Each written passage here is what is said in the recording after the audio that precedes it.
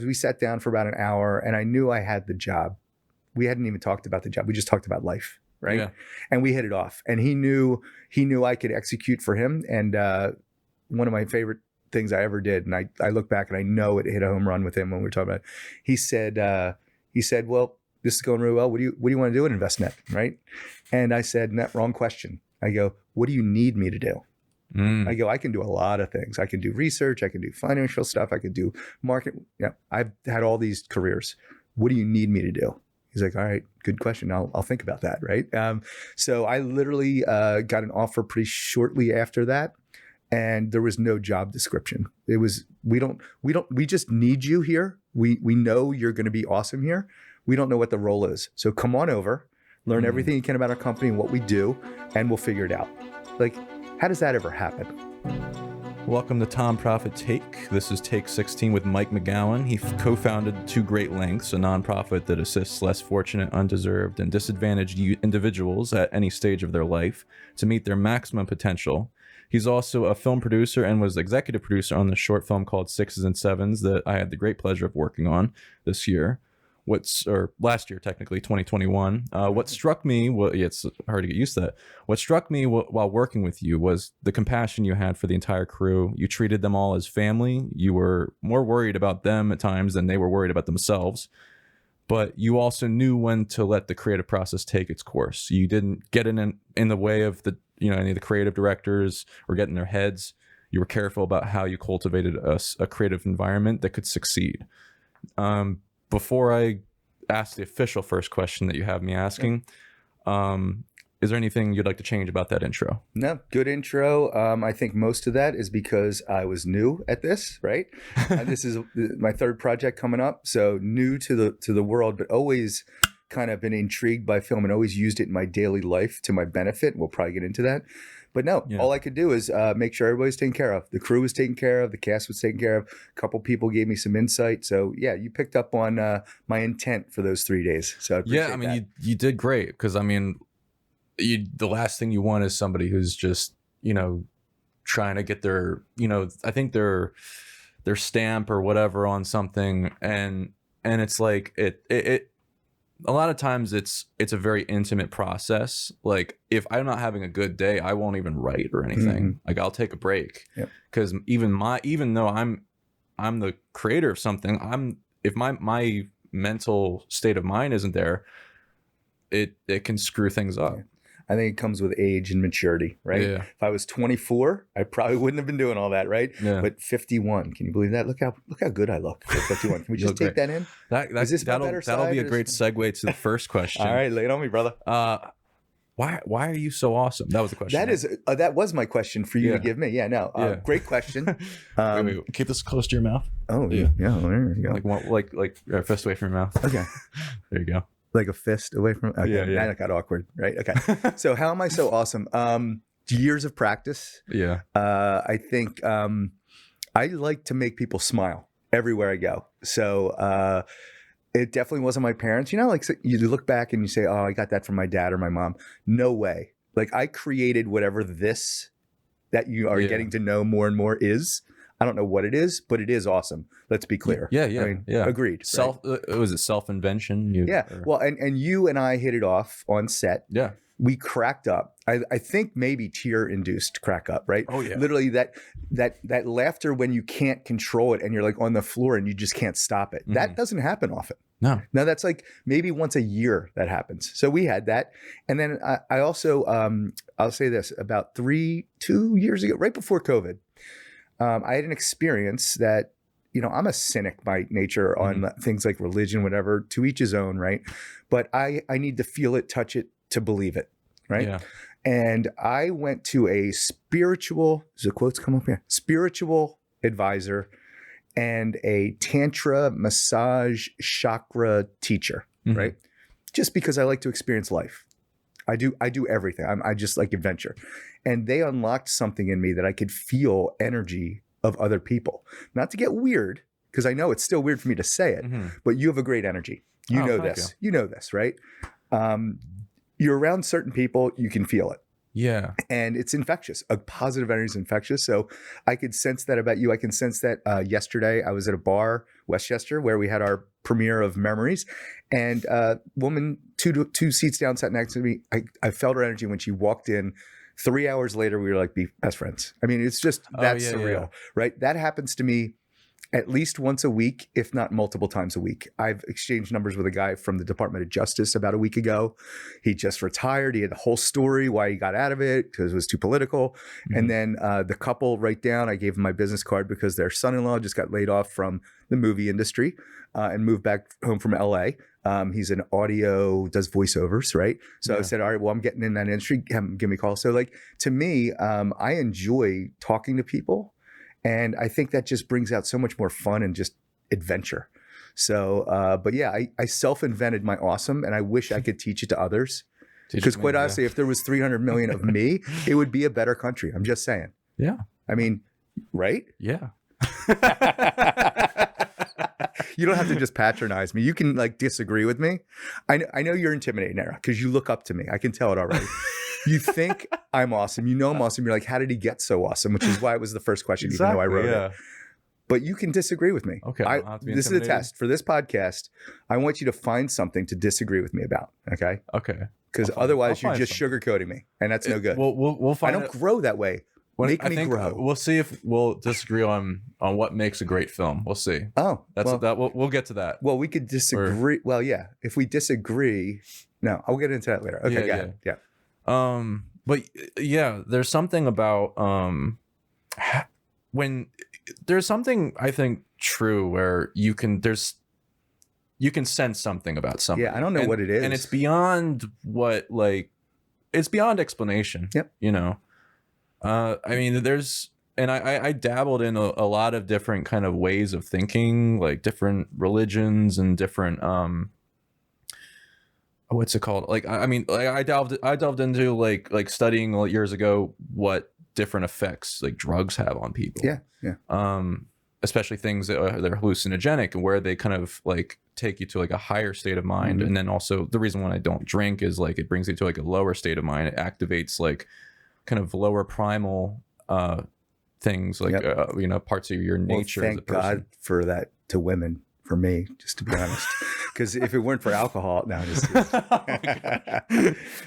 no, but you're right, and I don't know what it is either, right? So neither of us are like spiritual counselors, but I tell you that spiritual advisor. So you mentioned psychogenics. It's also we both meditate. We talked about this before, right? Yeah. Do transcendental meditation? I the woman that did it with me, Valentina, believes I transcended, or whatever it means. I felt like I was floating above my felt. Afterwards, I did it. I just got chills because I had no idea what this meant. I just went in on a whim. I was filling up my gas tank at Wawa, across the street. Adventure, right? Filling up my gas tank at Wawa. I think I might have got a shorty. Might have been a gobbler. I don't know. But who doesn't love a gobbler? But you're just going to the Wawa. Across the street, it says spiritual advisor, walk-ins welcome. Guess what I did? Right? Yeah. I walked in. And then 3 hours later, I was a completely different person. I took the awesome to another level, which is hard to believe. It's hard to believe. No, it's like, there's no word for what I am now. Sorry, I'm just going to no, it's okay. Cover me. So, so she unlocked something. I didn't mention, I was going to mention it later, but like, I don't have fear in life right now. Yeah, really. I have no fear of anything. My life was a lot of governed by fear. This is pre-COVID, right? Yeah. COVID's been a cakewalk for me, like from a fear perspective. It's been awful from like what I can do with my life. Yeah. But I've never feared it, which is amazing because I know a lot of people are really struggling with that vaccine, whatever. No fear. I have no fear in any way of my life. And then the energy and feeling around, like you said, I don't know what it is, but there's something. Walk into a bar, it feels dense, dark, something bad happened. I got to get out of there. I start to absorb it and feels bad. And all these words I'm saying would have made no sense 2 years ago, right? It's just a different experience. So anyway, I've known some people who, you know, like I had a friend who his mom was, you know, like they swore that she was psychic or something. I mean, this was somebody who you know, like you, hated religion and shit. Like I didn't say hate or not hate, but like they were skeptic. They were not. I need to see it. I use exaggeration sometime. I don't always mean it, but like I'm offended. This is me offended. I'm sorry, Mike. it was just like there's something about people who can sense someone's like quote unquote energy, but there's a lot about things like life that we don't fully understand. I mean, there was a year where when I dropped out of college, I'm just gonna drop that in there. Yeah, No, there you go. I dropped out. I'm of really college. proud of you for that, by the way. Thank you. No, we'll get into that. If I remember it, I'll write it down. Dropped out of college. Yeah. You're not going to remember? Dude, are you the 51-year-old? Are you all the time. Oh, you're telling me, man. My notes on my phone. Yeah. I'm out of space. Yeah. Didn't think that was possible. For notes. Wow. It was, I after college, as kind of a fuck you to everybody, I read 50 books in a year. And books that weren't like. Why not 52, just to call it like one a week? You could have made it easier. Yeah. And was it exactly 50? Or are you just saying that in general? Around 50. It could have been less or more. Just to be clear. No, I did at the time. Thank you for going with me on my tangent. I think I did at the time, but it was, dude. I 50 books in a year. Yeah, and a lot of it was like self-help, all these different things, and some of it was like shit that I was like, oh, I want to learn about that. It was like quantum physics, things, and advanced like superstring theory, things like that, like Brian Greene books that are, not Brian Austin Green, to be clear. No. No, the guy who founded like you don't even know who Brian Austin Green is, do you? Oh my god, he was on 90210 back in the day. Yeah. No. Sexy guy. Oh yeah, very hot. But see, I'm going to throw you off all day. You're not going to. I told you. It taught me that it's like Brian Greene. There's things about that explain there being 11 dimensions, one including time. There's things based in the particles of that make up life, and just so many things like that. And I'm like, everything I learned about in school, like I thought I was so smart, but there's so many things I don't know that most people wouldn't know unless they read books like this. And now it doesn't confirm. It's not there to confirm your ways of thinking about like, is there a God? Is there all this? But it definitely raises questions of, we don't fucking know. I thought I knew everything in high school. A lot of people think they know so much, when they're young, and then you start reading about things, and it's like, really, like there's like where it's not about atoms. I think what makes up atoms, I could be wrong. It's like these little, spinning strings. Like if you go even deeper, it's like, and then there's each string, accesses several different dimensions, and that's how the multiple dimensions works. So I'm like, and there's an invisible connection between all those little strings that make up the particles, and the one has like a connection to something millions of light years away, and that kind of made me realize maybe people are kind of onto something when it comes to religions. Now, when I years ago, I was doubting all that. I was raised Christian, but I started doubting all this, like my religion, and I was called Doubting Thomas. Nice. by my youth group teacher. I was like, but I started reading about all this. I'm like, it brought me back. I was kind of like, I approach it from kind of a, like a secular view, but I read this book on art, actually, that the War of Art, not the Art of War, but the War of Art, the War of Art by Stephen Pressfield, and in it he talks about try praying before your writing sessions, or anything with art. And when I started doing that, I realized what inspiration really was, because when you do that, you're letting yourself go to the universe, and you're allowing ideas and inspiration to come to you that normally wouldn't come to you. And so my writing got dramatically better after that. Because if you replace praying with meditating, do you think it gives you the same result? It just clears the mind, puts you in a more open space. I believe in praying to what I call it my muse, oh Lord. If it's some kind of thing, or you can pray to your talent if you don't want to pray to a god or something. Yep. But it's the thing that you have to open yourself up to. You have to open yourself up to this. Or the universe. You pray to the universe that it'll give you ideas. You have to pray to something higher than yourself. When you kind of accept that you are not the almighty, that there is something greater than you, and it doesn't have to be, it doesn't have to be a god. It can be a god. It can be something, anything. can be Joe Pesci, you know. It's pretty popular. He's a pretty good guy. Yeah, but it's like when you kind of open yourself up to something that's bigger than yourself, you open yourself up to, you know, the things that just feel like, whoa, that just came out of nowhere. Yeah. No, I'm with you. Yeah. And by the way, just for you guys just joining now, this is take one. Mike McGowan interviewing Thomas Prophet. And it's been a pleasure to have you here. Thank you for coming. I told him I was going to turn the tide because I'm interested in him more than he's interested in me, I think. No, that's great. And just to get back to the meditation, you said transcendental or whatever the word is, right? Yeah. Do you want to go into like what that is? No, what I want to, I have a little bit of it, but I will say that you mentioned psychedelics, psychogenic drugs. I've never done any. Right? Neither have I. But you know, and you've read that you get to some sort of other plane, whether it's your just brain tricking you or whatever it is. Meditation, same thing. Yeah. Right? So that happened. That's what happened to me. She got into me such a deep state of meditation that I just was floating. It was insane. Right. And I literally shook at the end. She had to wake me up. It was like scary. And I had a shooting pain. Opened my third eye is what she told me, right? For like a week. So I never went back. But it unlocked so much for me. And it gave me a lot more hope. I don't think as much about, well, when we pass, we're just digging up, you know, pushing up daisies. Like I've always been you're 6 feet under. That's it, right? There's this opened up that there's something.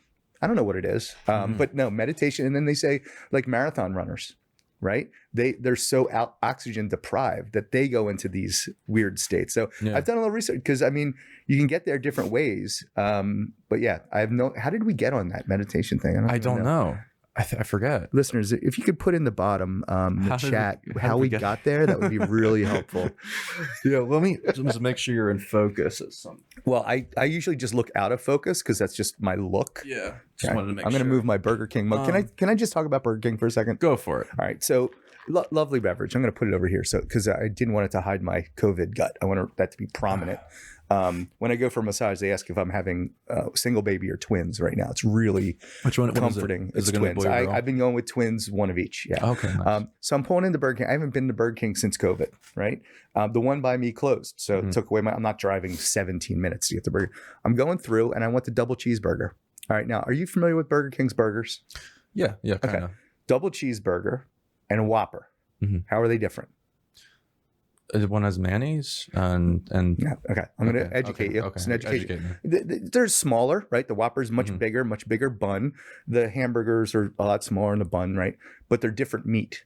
Okay. Really? I like the double cheeseburger meat. The Whopper meat is more like, you can tell it's more processed. It's like chewier, right? Anyway. And again, in the comments, if you disagree with me.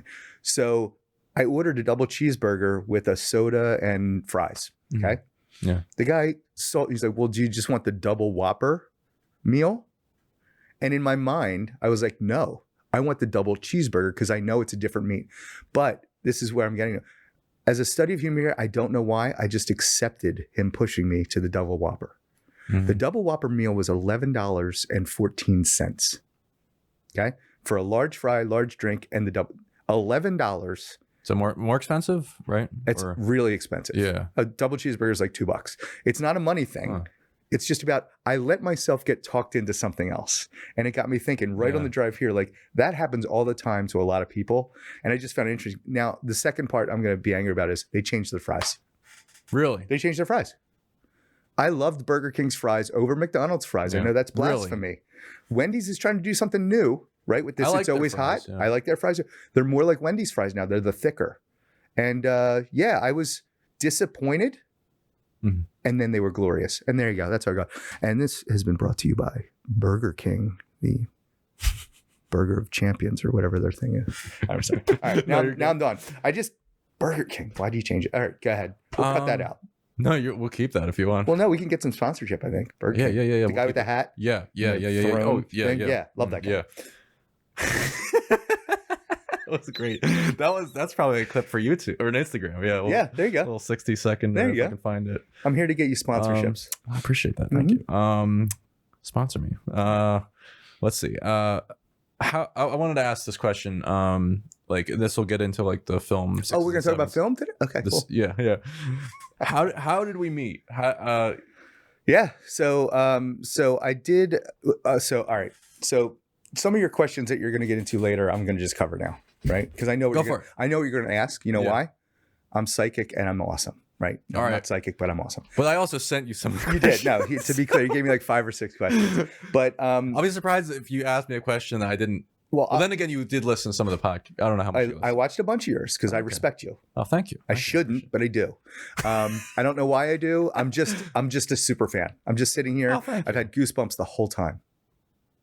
Whole time of listening. Sitting here, just listening to your voice. Just thank you. So we met. ASMR. Well, let me ask you this: networking as a thing. Believer, non-believer? Are you an extrovert? Are you introvert? What are you? I think I'm more introvert, but slightly extrovert, meaning I can like turn it on. But then again, opportunistically extroverted. I think so. Wow. See what I did? Wow. Is that a thing? I think I just made that up, and I think it's awesome. Wow. It is. Is that good? Like Webster's dictionary? No, because it's 2 words. Maybe it's like Urban Dictionary. Anyway. Yeah, I don't know. Opportunistically. So we're gonna quote you on that. Yes. We're gonna coin that from you. Can I make Mike money? McGowan. Can I trademark it right now in the next hour?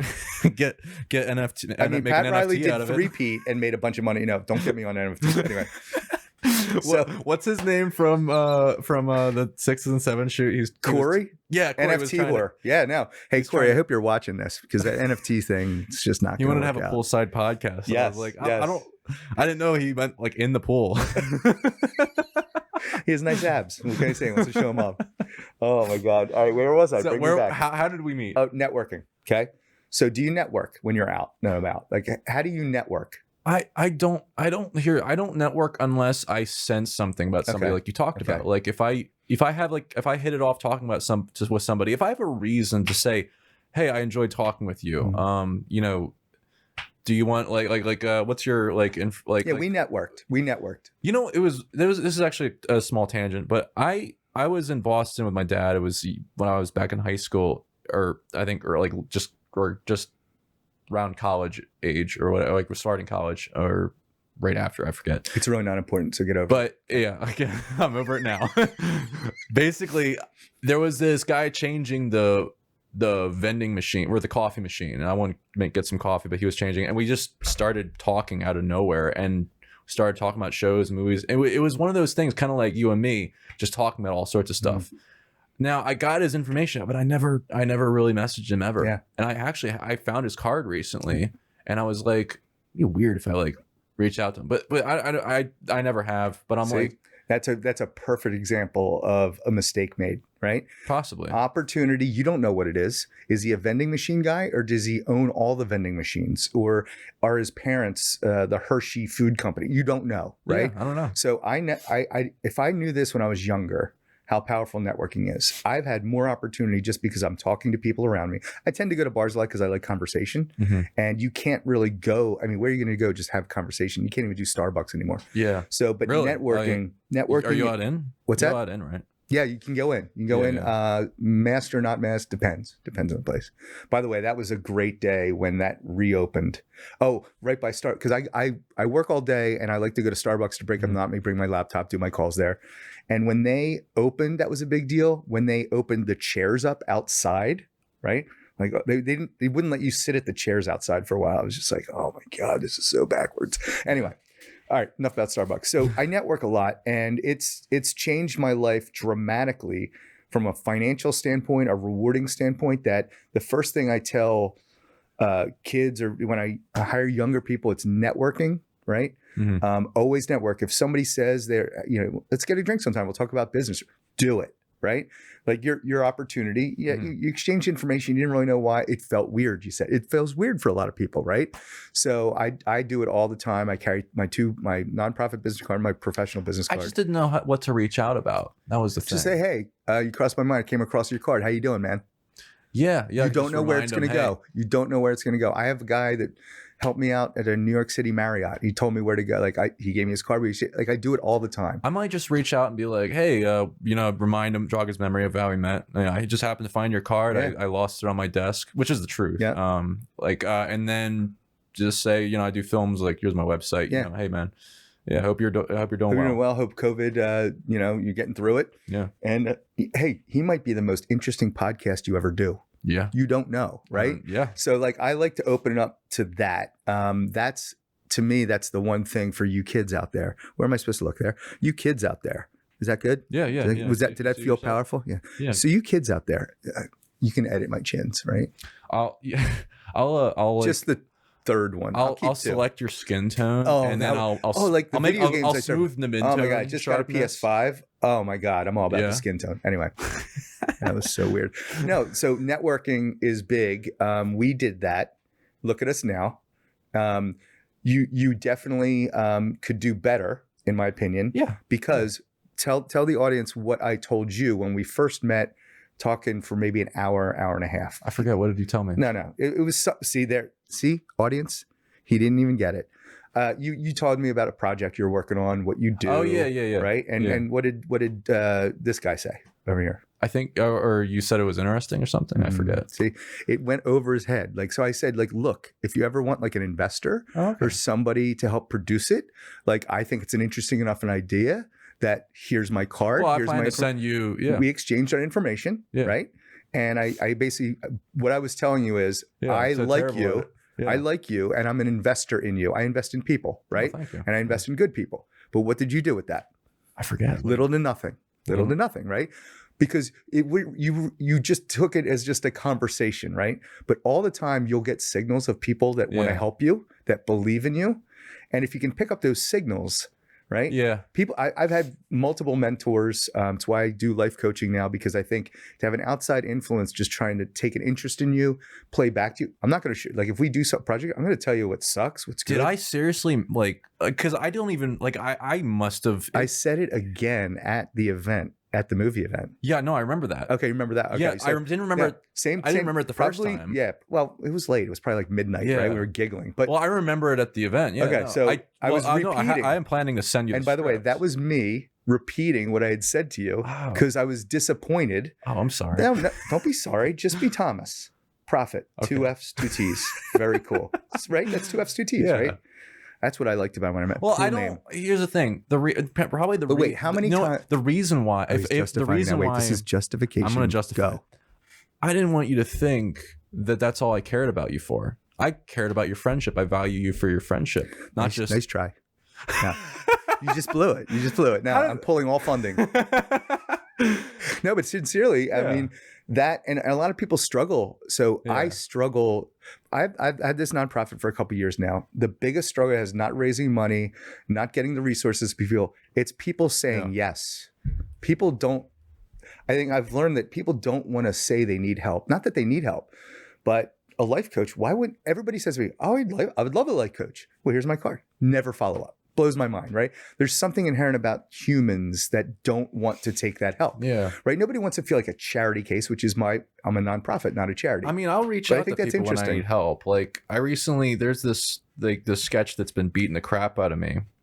Not really sure what's been going wrong, but like the day we shoot it each time, like we shot it twice so far, and it was just it was funny when we were doing it. Yeah. But then when we go and when I play it for people, and for the same people who were in it, we just don't laugh, and I think I figured out what was wrong, and I think it was meditation related, by the way, and I think I've almost confirmed it, but I'll confirm it when I reshoot it a third time, but it's like I sent that to my best filmmaker friends, including Ryan, and got people's feedback, and you know I'm somebody who will definitely go to people's for help. Like years ago when I spent years just trapped in a tunnel writing something without getting feedback, and now I get feedback all the time. Like I'll go to people, and I talk about feedback so much that people tell me, well, you should do what you want to do, and I do know that, but there's something about getting people's feedback, listening to it, hearing it, also getting other people's feedback on other people's feedback. Yeah. Because somebody might have one thing to say about your work, and somebody might have a million things to say, but that person has a million things to say. If you go with their things, the person who had one thing will say, wait, you had everything right. You were doing it all right. And they got you. They understood what you were doing. And so I think you stay with your gut instinct, but you take in all the feedback you can. Yeah. And maybe they give you 10 things. Yeah. Maybe I change one. I wrote one screenplay. I won for best Philadelphia comedy pitch years ago. Get me like $800 of like reviewing the screenplay. And it was pretty cool. It was John DeBella was on. I mean, you're too young to know who John DeBella is, but local radio guy for 50 years, 30, 40, 50 years. Pierre Robert, guy from AMC, guy from HBO. And we had to go to Helium Comedy Club and pitch our best pitch. And after that, I sent it around for screenwriting feedback. One was valuable. One was, it doesn't have enough heart, needs a little bit more from a female perspective. I'm like, cool, totally bought in. Other stuff, I didn't take. You got to go with what you think's good, I think. But yeah, so back to networking. See, I brought it back. Wow, 51-year-old guy bringing it back. Do it. No, it's important. And everybody, it's work ethic is big, right? Networking is important. I'm a big empathy guy. I think empathy is one of the best attributes that human beings can have. So once you understand everybody's perspective, you can kind of get along better. Like, all right, this person's coming at it from a perspective of they were raised this way. And they believe this, right? So I can't just shout them down and say they're wrong.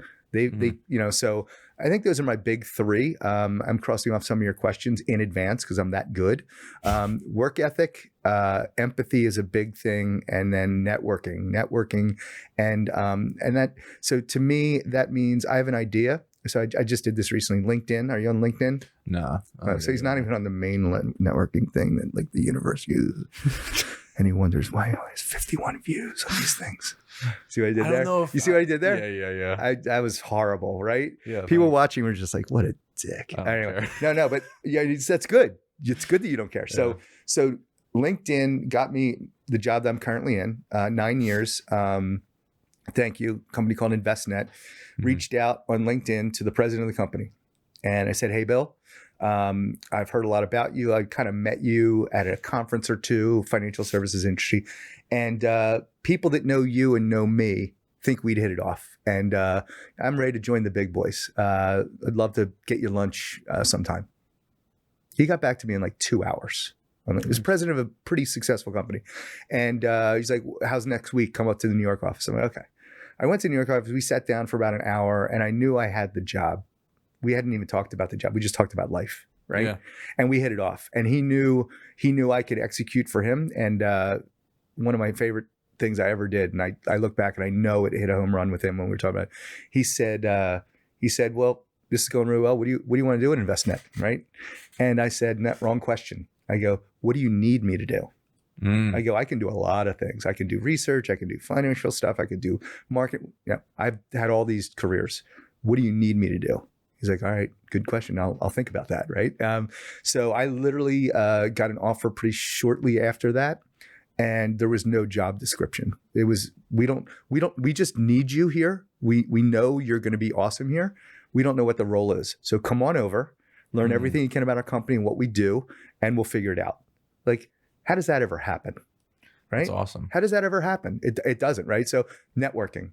I had the balls to just say, how many times has that not worked? It's almost worked every time. And I'll give you one other one. I could probably give you 5 or 6 powerful ones from your audience. You sports guy at all? You're not a sports guy at all. Not so much. Eagles, a little bit? No. I mean, hey, if they win, great. Yeah. Oh, yeah.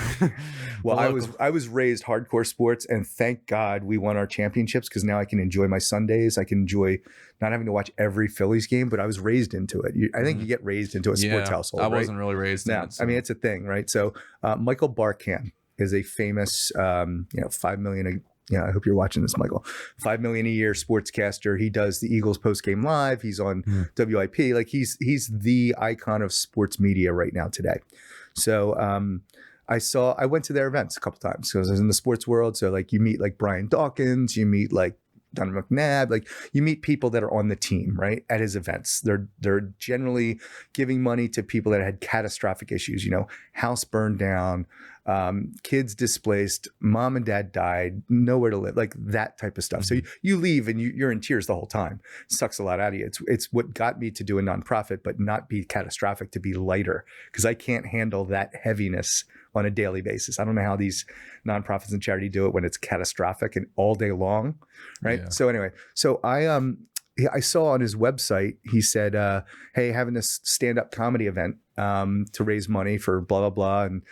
And Jake Elliott, our kicker, it was right after they won the championship. It's going to be there, and come on out. Some winery up in Bucks County. So I saw that. It took me about half a minute. And then I wrote an email to Ellen Barkan, his wife. Actually, take a step back. I happened to be at First Watch for breakfast by myself. I like to go with my laptop and eat a lot of places. So I was there, and I saw Michael Barkan with his kids, and I went to the hostess and I said, "Hey, I want to pick up their tab, but he can't know it was me." Right? We had met at a couple of his events, but I didn't think he'd recognize me because he's a big deal. He can't know it's me. She's like, "Okay." I go, "No, are we clear? He can't know it's me. That sucks all the fun out of it. I want him to go about his day and be miserable, not knowing who did it for him. Like, that's what I want. That's the benefit I get." So she sure enough did it. And, the kids left. They must have had their own car. And he's walking around. I can tell he's eyeballing for like, who did it. He needs to know. Yeah. And he goes over to me. And no, I'm sorry. He goes over to the hostess, and I can tell. I can see in peripheral vision. He's strong-arming her into who did it, right? He needs to know, right? He's strong-arming her. And then all of a sudden, she whispers something, and he comes right over me. I'm like, I stood up right out of my chair and said, "Are you kidding me? Are you kidding me?" I go, "Michael, the fun is sucked out now. You strong-armed this poor girl. Do you feel good about yourself? No. How do you feel about yourself? You feel good?" And then I went to her. I go, "We had this talk." I go, "Michael, did you play the I'm a big deal card? Did you? Did you play I'm a celebrity card?" He's like, "Yeah, I kind of did." I go, "Well, you're a dick. You're a dick." We spent 30 minutes talking right there. And then I saw this comedy thing a few days later. I emailed Ellen Barkan. Sorry, I got the thing out of order. We'll edit this so it looks more coherent. No, we'll just keep it. Hey, Ellen. Quentin Tarantino. Hey, yeah, there you go. Movie, That's my guy. Hey, Ellen, was out First Watch, you beautiful kids, saw Michael. So I saw you're doing this comedy event. I said, I've always wanted to do stand-up. I've got about like 3 to 5 minutes of corporate material. It would be an honor if I could like kind of come and try a little bit of that out. Never met Ellen, met Michael at his events. I get an email. It was a Monday morning, 10 a.m. I think it was the next day, at my office. And I open it up because I'd given her my business email. And it said, "Hey, Mike, Michael called me on his way home from breakfast. That was the nicest thing ever. Sounds like you guys hit it off. And we would be honored to have you perform stand-up in my event." Right? Did you get chills? I got chills, right? This is a big deal guy, right? So I remember sitting and breathing like that did not just happen to me. I'm running around and my guys in the office, all Eagles fans. And that's the kind of people they are. But I took the shot, right?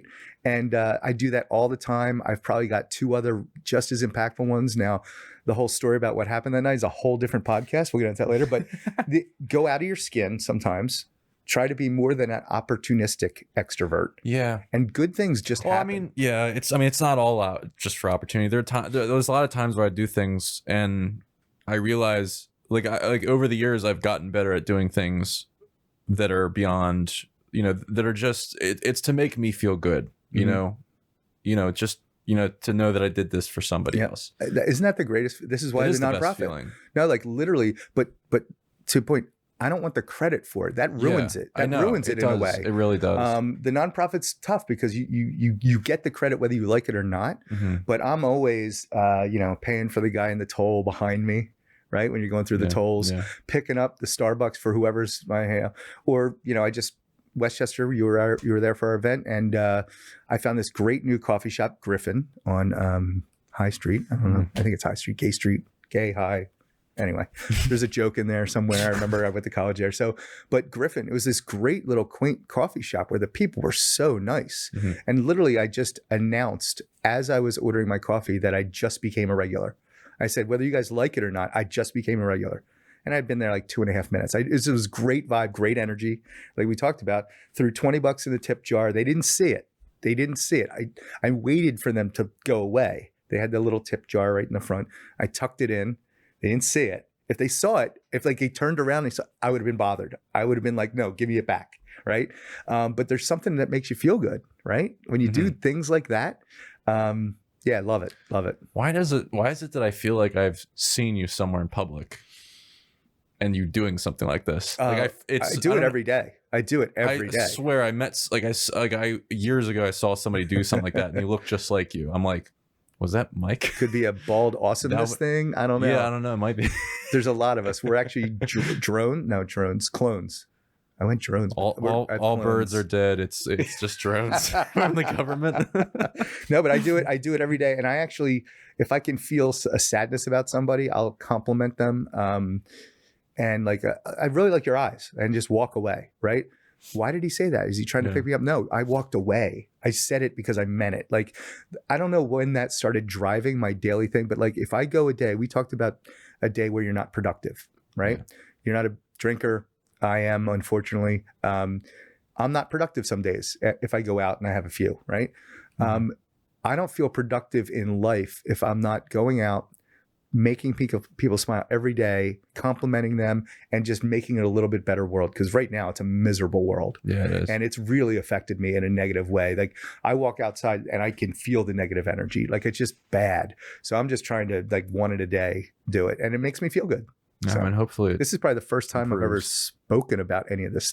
Like, this is philosophical me stuff that I just have, but I don't talk about it. I mean, you don't talk to your friends like about, I leave every day and I just try to make people smile. Look at me. No, I mean, but no, this is interesting for me to say it out loud.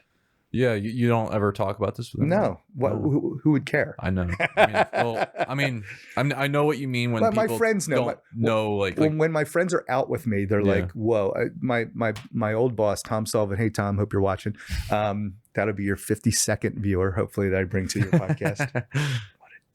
Anyway, I'm going to keep going back to that one. No, dude, but we make talk fun of me, Rip. I don't care. All right, we talk all the time, and he's like, "You just need a camera to follow you around." Because when I tell him the stuff I do during the day, he's like, "What are you doing?" I'm like, "I don't know. I'm just me, man. It just comes natural." So funny. But yeah, make it better with Mike McGowan. Yeah, no, I mean, I'm trying. I wish the nonprofit would take off more, because the whole idea was to build a network of people, expanding the community in a positive way. Go web series. Yeah, there's a web series for it. All right, can I borrow all your equipment? I'll do it. See what I did there? I'll potentially volunteer for it. No, I mean, the world needs it. Yeah. Anyway, all right. No, I think that'd be a cool project. We'll talk about that. I got plenty of ideas. Yeah. Yeah. All right, so where do you want to go next? Well, I mean, do you want to go into, like, I mean, I mentioned how did we meet? We're how far in? We didn't get anything film related yet. I was going to talk about, or do you want to talk about film writing, or do you want to talk about like the film 6s and 7s that we worked on, or your projects? Yeah, I think so. Here's the other thing. I do think the world takes care of people that are good people, right? The whole karma thing, right? Mm-hmm. So I'll tell you a little story. This gets into networking. Again, common theme, maybe. I'm at Bar Avalon in Westchester having my favorite lychee martini, which I love. Didn't know what a lychee was, or a leche, or how do you say it? Lychee. Do you know how to say it, Thomas? No. Nobody does. Nobody does. Leek? No, not a leech like on your butt. Leech. It's like this little ball, and it's like a giant grape. Anyway, it's a lovely beverage. And I'm there typing my screenplay, and the couple asked me, "Hey, what are you doing there, Mr. Laptop Guy?" And I can tell they had good energy, right? So I'm like, "Oh, I'm just working on this screenplay, making some edits." They're like, "Oh, our son's a screenwriter." I go, "Well, I want a review of this and somebody to like make it more technical." Mm-hmm. I literally had an event with a couple of friends, and that night I wrote, and 17 hours later, I had a screenplay, 100 pages, right? It literally it's like one of these stories you hear, it just vomited out of me. It was like effortless, and I can't write. Wait, you wrote the whole screenplay because right after that conversation? No. There was an event with my friends. Mm-hmm. I wrote the screenplay. So that's what I was finishing up at the thing. But like literally in 2 days after the thing with my friends that became the basis for the screenplay, it was done. And I've barely edited it since, right? Mm-hmm. So he says, yeah, Ryan, the aforementioned Ryan. I just want to say aforementioned. It sounds really smart to say aforementioned, doesn't it? Yeah. Pretty good word. Okay. What do you guys think? You let us know in the comments. So they said that. My son, I go, well, I need a reviewer. I need somebody to do the, hey, zoom in camera, outside shot, like all the stuff that right? The little technical aspects. What's the font and all that stuff? I bought Movie Magic screenwriting software and I plugged it in, but I didn't know all the nuances of like, if you do this, they're not even going to read it, right? So Ryan, they gave me his information. We met the next day over coffee. He's my screenwriter review guy. overcharged the hell out of me, knowing that now. Hope you're watching this, Ryan. I got to tell Ryan to watch at the 50-minute mark. But yeah, what a ridiculous overcharge, because I've since had another review of it from a female through, Fiverr? Yeah. You ever use it? I haven't used it, but I watched videos about people sending them ridiculous assignments or cool assignments. I'm 2 for 2, right? One was to build an app, which I did, and then this was $150 to go through 90 pages and give you edits. $150. Yeah. If you knew what that Ryan Hammaker charged me, Ryan, I'm looking at you.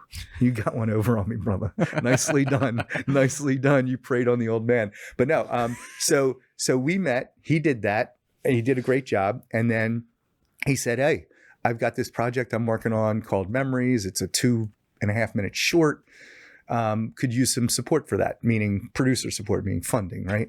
And I said, I'm in. I mean, what, for thousands of dollars already in the hole, I might as well get something out of it, right? How much, Ryan? You don't want to know. Oh my it was God. bad. No, Ryan, let's both look at it. I was right expecting now. like Ryan, we're looking at you. Wait, I'm not going to count. Ryan, like really? Dick. Anyway, so we became friends. We did Memories, and sure enough, first ever thing I did, I just sat there and I watched and I observed. Were you at Memories? Yeah. You were one of the guys, right? No, I saw the finished thing. Okay. I wasn't. There was 2 other people. I think Corey was one of them. There was 2 other guys. I don't know, gaffers, grips, DPs. I just want to say DP because every time you hear that, I know. You use it a lot. You used it multiple times in your podcast, and I mean, you don't want to be announcing in the world that you do double penetration. I'm just telling you that right now.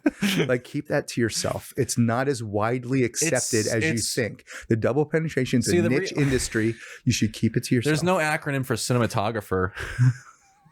We need an acronym for cinematographer. I don't know, something equally as weird. Yeah, like the C word. Yeah. Anyway, so Ryan, we do this film, and I am proud to say that we've had 4 nominations: Vancouver Film Festival, Rome Film Festival, Baltimore Micro Film Festival. We won, and then there's another one called like Director's Choice. Right, all for short film drama. 4. So our movie poster's got 4 laurels on it. Are you kidding me? Yeah. How cool is that? Right? Yeah. I don't even know if Ryan likes it all that much, right? But we got 4 nominations. So first thing I touched. So I'm like, okay, so you were at the event. We are award winning. I can say that, right? How cool is that? Yeah, right. That's nice. But like, it's all karma. I met the parents. They gave me that. Like, it all just kind of comes together. And I think it's part what the kids say. You put it out to the universe. You put that positive energy out.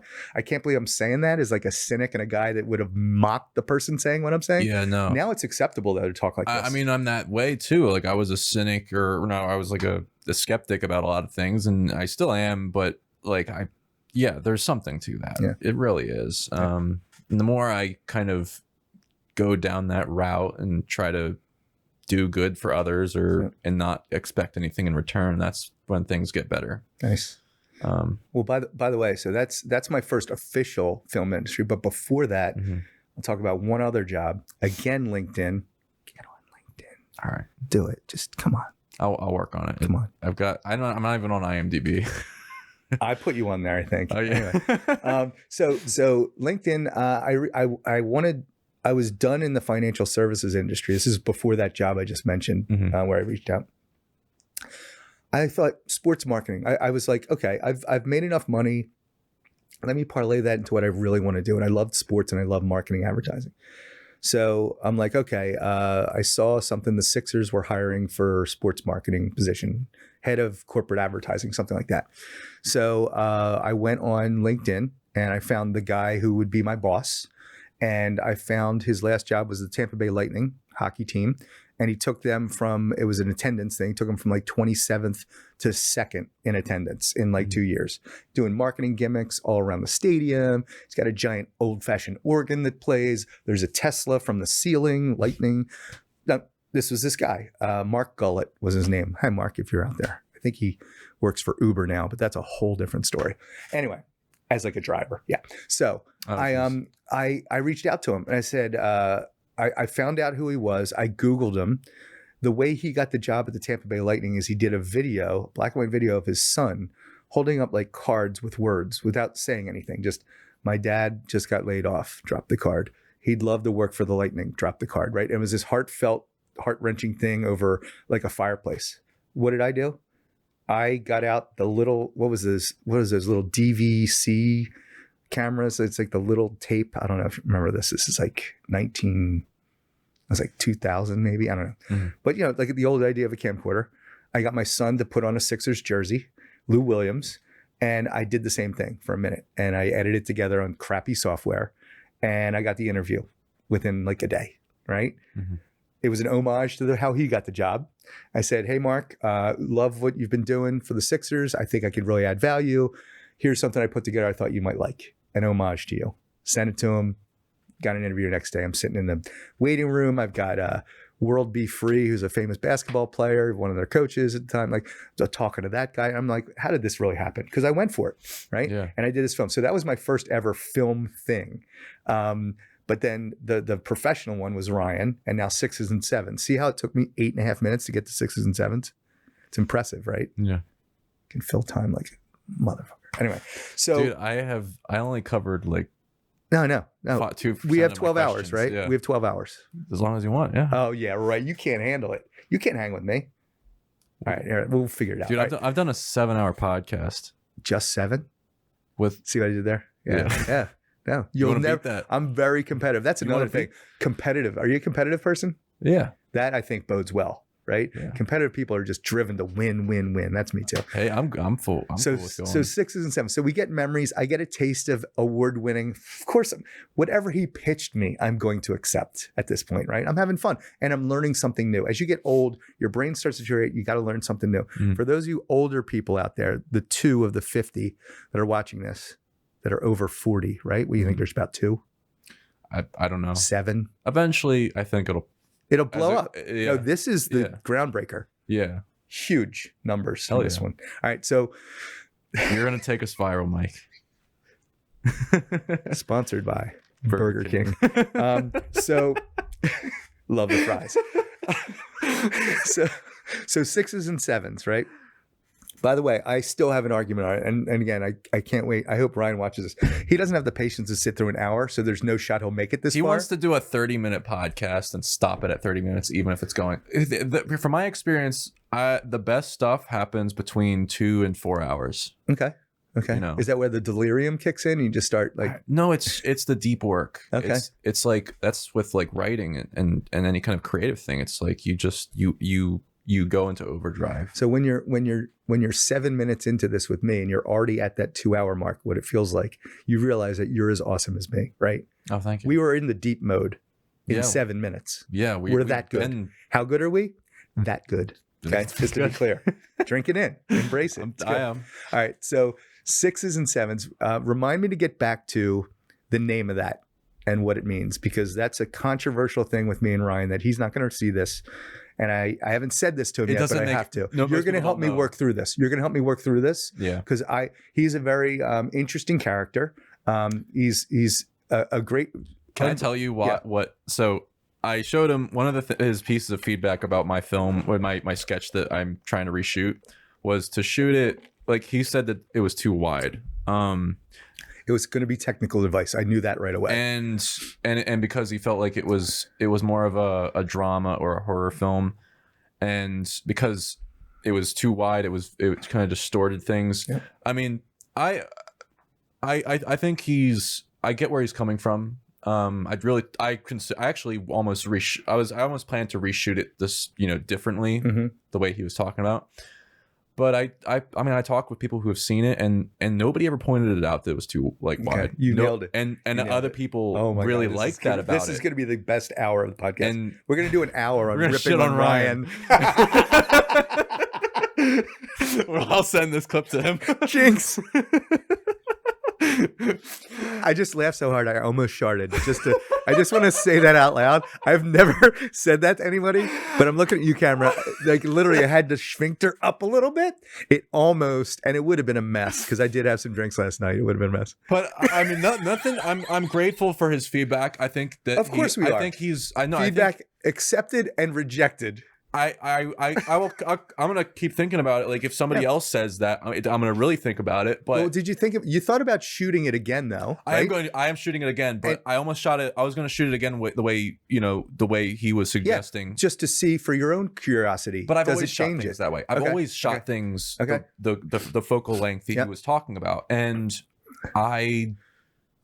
it bores me. It doesn't look as good as this what the look I'm going for. And I want it. I don't mind my comedies looking a bit like a drama, because to me it's dramedy. Yeah. It's a combination of the two.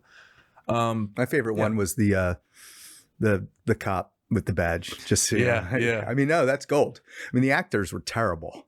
Looking at you. No, I'm kidding. No. Do you like to act in all your things? I'm stopping. Oh, really? You realized you were just a very bad actor? I mean, what really did who told you? No, I'm kidding. No, I think you're pretty good. You're pretty good. I realized from this sketch that I've been struggling with that I started out directing it, and then the second one I acted in it. But I realized when you act in something, it's like as soon as you call action, you shut your brain off until somebody says cut. Mm-hmm. And I don't.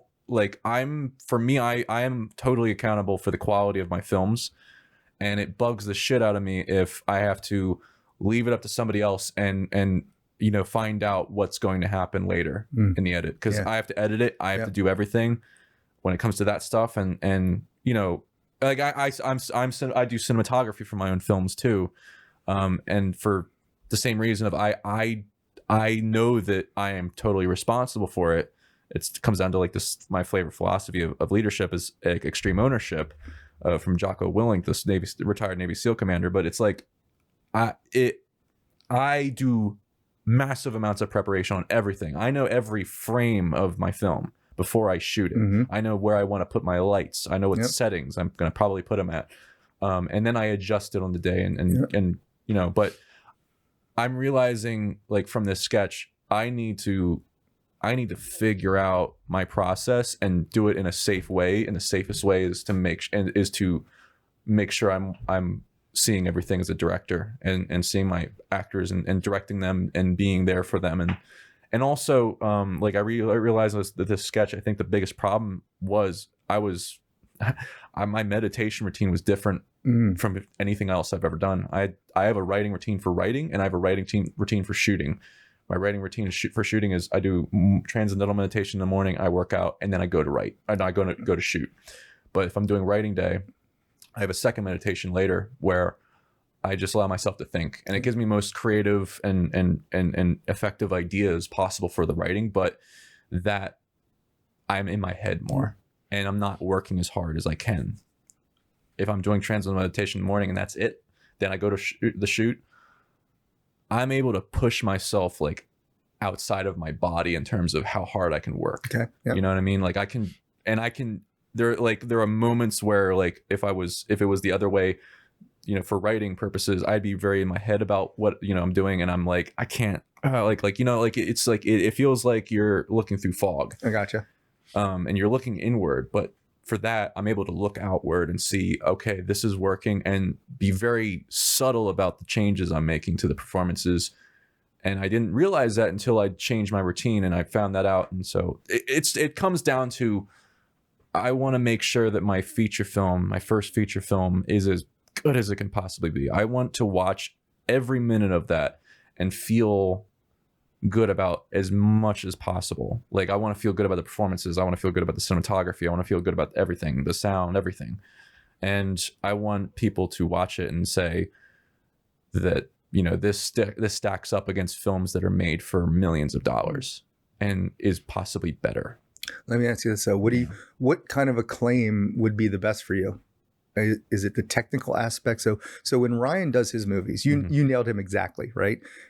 It needs to be 30 minutes. I love his feedback. Right? But you also described, you're a lot like him in I know every shot before I do it or draw it up. I know my lenses. I know everything. Yeah. He's the exact same way, right? That's next level, right? Like, not a lot of people are not that way. I think you guys are probably on the one side of the extreme there. But what do you want them to love about that feature, right? Is it the cinematography? Is it the story? Is it the whole package? Like, what? It's the whole package. It's the gestalt. When people they're not gonna, it's like in years from now, like years after I make the film, it's gonna be hard for me to kind of separate what it was. But in the moment, it's the gut feeling about everything. I have a certain standard about how my gut feels about something I make, and that's why I've shot this sketch. I'm shooting it a third time now. It's because nobody could put their finger on what it was that was wrong, and I realized it was my meditation routine. I'm gonna find that out for sure, but I'm pretty sure it's that. And that's one of those weird things that's beyond comprehension. That's like, why is that affecting the performances? Well, it did. And it's like, I care about the gut feeling people have when they see anything. Now there's like, I'm a big believer in the 80-20 principle. There's, find the 20% that gets 80% of the results.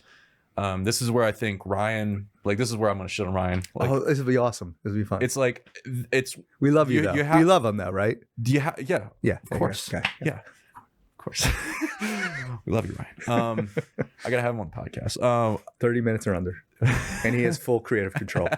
He controls the lighting and the cinematography. Yeah, it won't be shot on wide lens, and it'll need to be storyboarded out 100% the whole way. We're such dicks. Written Ryan. and directed by Ryan. Ryan's on his couch watching on his nice TV, crying right now. Sorry about that, buddy. Sorry, All right, Ryan. All right, but it's like there's things you got to be able to let go, but I can't let go of when my gut tells me that it's not right. 100%. Yeah, and I have to then pull it apart and figure out what it is. I have a gut instinct about how I want my shots to look. And this is why I'm not sure if I want to have a cinematographer. For me to find a cinematographer. You don't. Just stop. You don't. This just happened on 6 and 7s to Ryan and Adam, right? What? Ryan should never have a cinematographer. He is the cinematographer, right? I mean, he is. That's you, right? You're going to freak out. The reason to have one is it's said to speed things up. Yeah. I know my process really fast. Like it will take me 2 hours to get to set up a 3-camera setup the other day. It took me 2 hours to do that. But I got it done before anybody showed up. Well before, and I was able to go to Wawa and get everybody's food and be the catering person. Nice. Any gobblers in there? Was this gobbler time? Gobblers are gone. Sometimes you're gone again. I know. Why don't they have that? I've never tried one, but I want to try one. Segment brought to you by I want to try gobbler. The gobbler that never rests. I don't know. But it was, that's what I've been thinking about, because for me to find somebody who can do it as well as I want them to, it's going to be $500 a day at least. Yeah. And I know you still might not be happy because their philosophy and their way of viewing things might be different. I've only recently started to enjoy my own work as a cinematographer in my films. And I'm like, I can do it. Yeah. I mean, it might run a little bit longer, but I feel like there's going to be times where it'll run longer with a cinematographer because I have to communicate everything and not just go in knowing what I want because I did all the preparation. It's all in my head and in my notes. If I might do a video where I walk around the set recording my notes out loud, and I rarely ever go to it then because I know it once I make the note. And so it's instinctive now, and if I need to change anything, I change it on the spot and I don't have to communicate much. So I don't know. I can tell that your personality type with Ryan's is similar. Yeah. You've got your niche, you got your vision. And when you try, so Adam was our cinematographer in 6 and 7s. He's great. He's great. Love Adam. But they just have different visions, right? Yeah. And what, right? So to watch them, and I think you picked up on this, they go at it, right? And Ryan's going to win because he's the director. He's the guy. Yeah. Right. And Adam's. That's what I'm afraid of is in having a cinematographer. I know I'm going to give them very little creative potential. Yes. Because the thing is. And a person who's a cinematographer, in my mind, Adam is not going to react well to that. Yeah. They're babysat. You're taking away their creativity, right? It just didn't go well. All right. So I'm going to make an announcement right now. Ryan and Adam, you will never work again together on a film. Really? They already know it. They know it. Wait, really? Yeah. No, they should not. My guidance to them is they should not. Ryan should always be his own cinematographer, just like you should. That. Okay. Yeah. And Adam's at a point where he just doesn't want to be the video guy or the DP or whatever. What's he doing now? Well, he wants to be a cinematographer, right? So he's done lead in a lot of things. And this film hopefully gets him a cinematographer with a nice stamp on it that he can use as his calling card to go be a cinematographer on a feature, whatever it is, right? Yeah. But Ryan and him, they have different visions. Ryan has it storyboarded out, the shots, right? Mm-hmm. He's meticulous about the notes. Mm-hmm. So he needs to hand that to somebody to just execute it. He doesn't want your opinion. He's already mapped it out. The vision is solid, right? He's instinctual. He's got a gut feel. He knows it, and he's probably usually right? At least for his vision, right? Adam's got ridiculous amount of experience, ridiculous amount. He's got so many projects he's done, right? So he's got a technical side. He's thinking about different angles, lighting, and all that stuff. He might be right some of the time, but Ryan doesn't want that feedback because he's already mapped it out. He needs a good, strong photographer, or what would you call it? A good, strong camera guy. It's not cinematographer. That the way Adam defined cinematographer was it's you're there. Your job is to realize the director's vision, and that's where I realized I'm like I know how to realize my vision. Part of my process of figuring out my vision is by doing it. Yeah. I leave a little bit of the room to play around on like with my own equipment, my camera, my lights. I know my lights. I know everything. You're not going to be so inflexible that you're not going to try different things. But at the end of the day, you know. Yeah. So anyway, so they're never working together again. I'm going to tell them that. After this is over, we got one more day of shooting. I can't wait to do that. But it's just a bad fit. And look, they both really respect each other and really like each other. Like we go out for drinks, but just the level of animosity that comes out, I don't know if animosity is friction, better word, is not healthy for the project. And it happened, I stayed away from it, but it happened that 3 days that you were there. I don't know if you were in the room for any of that. Oh, I mean, I remember us having conversations. That's why I mentioned at the beginning of the podcast, I thought it was, commendable that you allowed it to go, because if you got involved, if you intervened, it would have, derailed things. Yeah. Well, we went over every day, right? Which that bothered me because I'm not a very scheduled person. What was it that caused it to go over? I just think they took so long to come up with the way that shot was going to take. I think it was a lot of Adam and Ryan, quite honestly, and lack of preparation. I think there was a lack of preparation on certain things on everybody's part. Like Ryan will map it out. So if you read what he tells you, you should have it solid, right? But you can't just partly read it and like look at the picture and go with it. And now, like to Ryan's perspective, be like, I wrote it right there how it's going to be shot. All you had to do was do it, right? Yeah. So that shouldn't take time, but it did, right? Because anyway, but what prepping, like we didn't have some of the equipment on day one. There was I stayed far away. If you notice, I was in the other room, like always. I literally was never in the room for any of the shooting intentionally. I just wanted them to know, like, look, I'm just a guy. I don't have anything, but I can observe and I can hear and I can give feedback. And I'm going to wait till the project's fully over to give that feedback. So I don't know how long it takes to edit and put these things up, but then give the feedback that, you guys, it's too much friction. The thing that the thing I recommend for filmmakers is do like 5, before you ever do like a big feature film project or something, do 5 short films as well as you can within your own means as soon as possible. And the reason why is doing a lot of short projects, it teaches you how to think very fast in every step of the process. The writing, the reason I've acted so much, partly for ego. Yeah, you like looking at yourself. You are a handsome man. But thank you. Not yourself as well. No, I was. The game has passed me by. I gotta see this. But the thing is, when I acted in my first feature film in like 5 years, like in 2019, it was my first feature. It was first short film in 5 years. I was stuck writing, and I finally through feedback was able to get out of that hole I was in. I wanted to act in it, and my instinctive, partly because I thought it'd be great, for obvious reasons. We're not picking up chicks a little bit, possibly, yeah. But after I did that film and I acted, I did so many rehearsals, I'd done so much prep work to play the character, the lead in the role in the film. What happened was the next film I went to write, the writing was the dialogue, even though on the previous one, I spoke it out loud when I wrote it.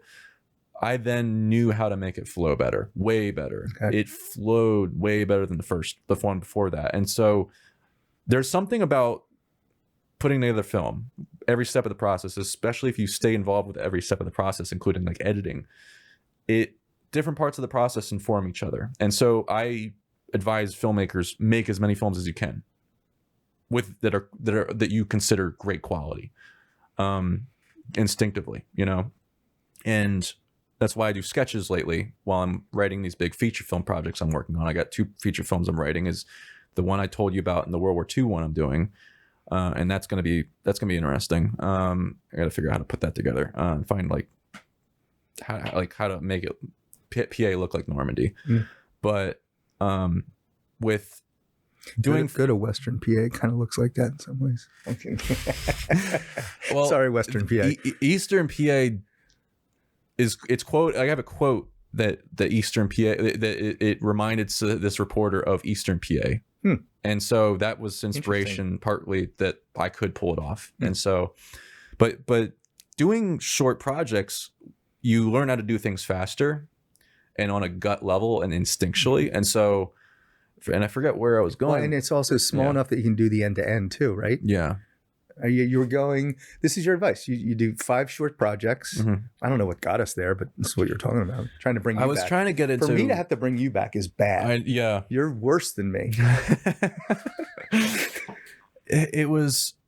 How did we get into this? I don't know, but you were giving the philosophy about, you tell every filmmaker, and you want your feature to be perfect. We were on Adam and Ryan. Well, the pottery. Did I get you back? It's a pottery example. Yes, I won't talk. Thank you. I won't talk now.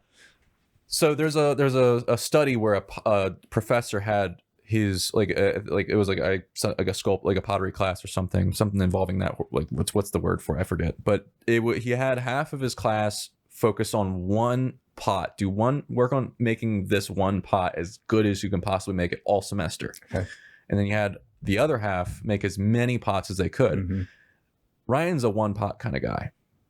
Or you know, like fewer. Because and it's admirable because he does great. You know, he puts a lot of quality into it. He cares. But it's when but what that study proved was the people who made as many pots as possible consistently put out better pots than the people who's focused on just one. They produce more better pots. What's that, a analogy? It's a great analogy. I never heard it, but I love it. And it's true. It's Jinx number 2. First one was about like sharding, I think. What was the first Jinx about? It was shitting on Ryan. No, it was shitting on Ryan. No, we jinxed. We both said we were about to shit on you, Ryan. Wow, this became the Ryan. I'm so sorry, Ryan. Cathartic. All right, so here I'm going to bounce this one off you. So we got into 6s and 7s a little bit. It looks great. I don't know if you've seen any of the footage thus far. Well, I mean, seeing it one set when we were filming it, it looked amazing. It does look great. It does. I mean, that's the one thing about right now. The interesting thing is, I don't know story-wise, right? This is what I was asking you. What makes people love your stuff? What do you want it to be? His is, you nailed it with, he's got such a detail orientation that it actually hurts. What the project, thing I've remembered, I keep telling him this. I've told you. Here's another thing I've argued with him about is. Why is he arguditive? Is he always on the other side? No, not argued. No, he's always on the other side. He does it intentionally. The thing is, this is a disagreement I have with him. Is he is very particular about his scripts. Like if this character drives this certain truck. Oh, don't get me started. Then particular is not the word. Exact. It's hyper particular. It's like beyond the pale.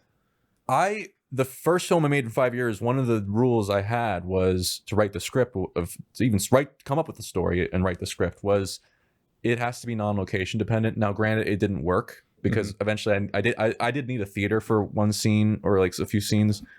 It was hard to work around that, but the goal was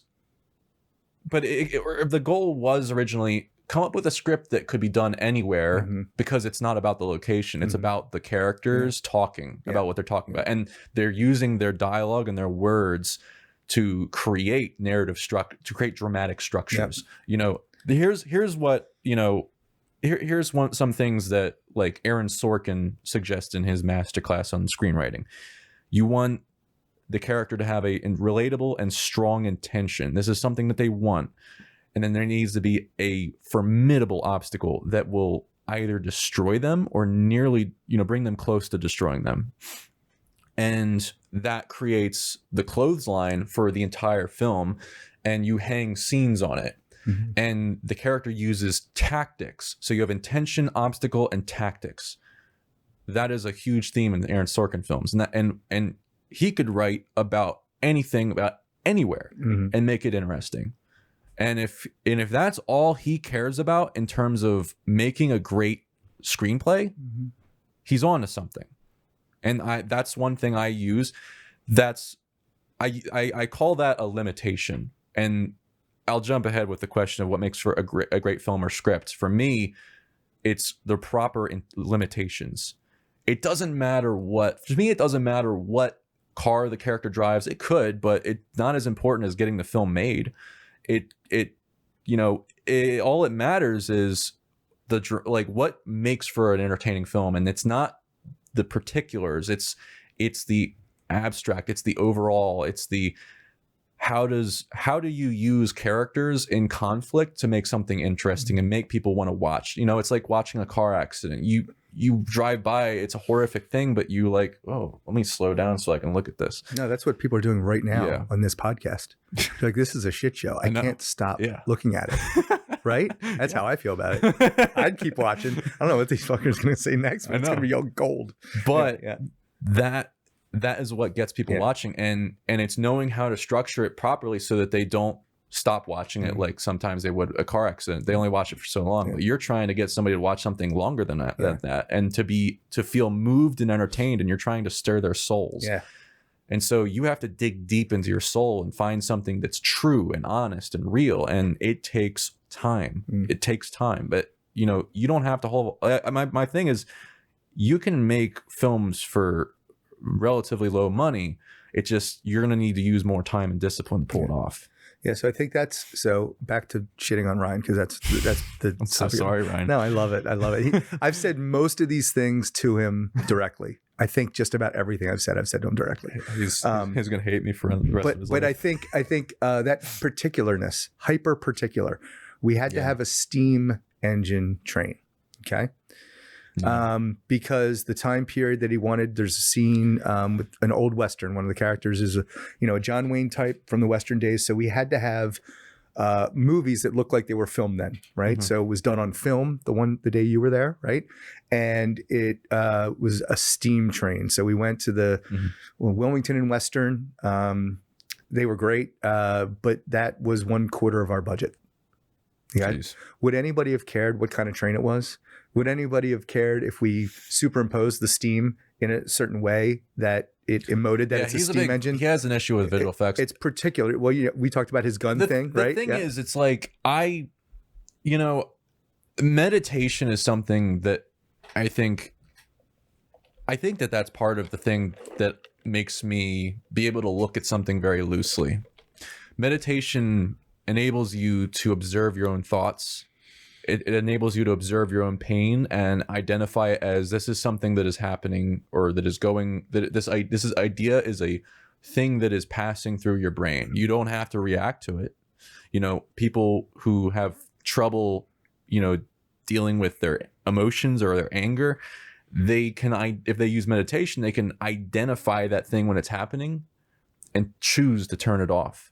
The things that, we have baked in, the behaviors that we have baked into us from our parents and from our upbringing, you can't erase that. That's data that you cannot erase about your personality, but you can identify it and choose to turn it off because you have that power. You just have to acknowledge that you have that power and identify that, and then do it. And that's you using your adult brain versus your child or your parent brain. This is a book I'm reading called I'm Okay, You're Okay, that I'm starting to read. I'm glad that you read these books so they can give me the knowledge and the cliff notes afterwards. I'm going to send you this. I will never read it.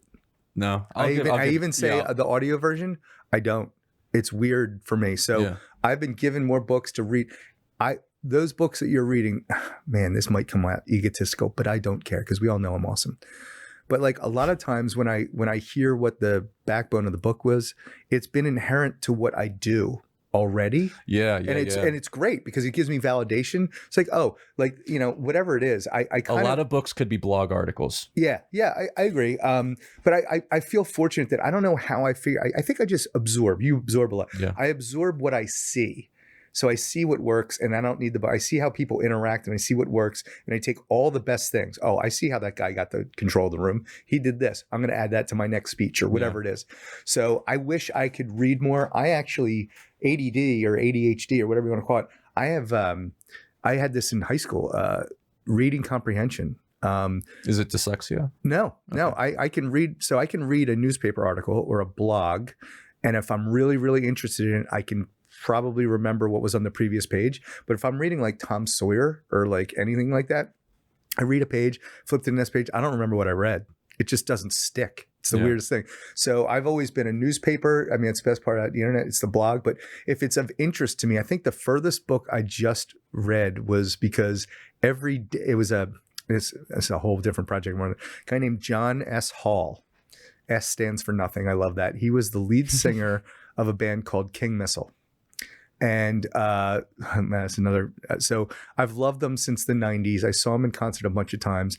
They are famous for the song Detachable Penis. Okay. So he does spoken word in the East Village. It's hilarious. It's dry.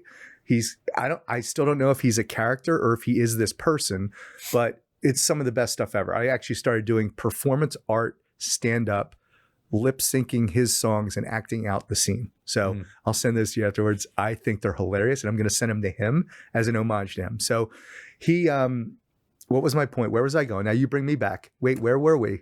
Where were we?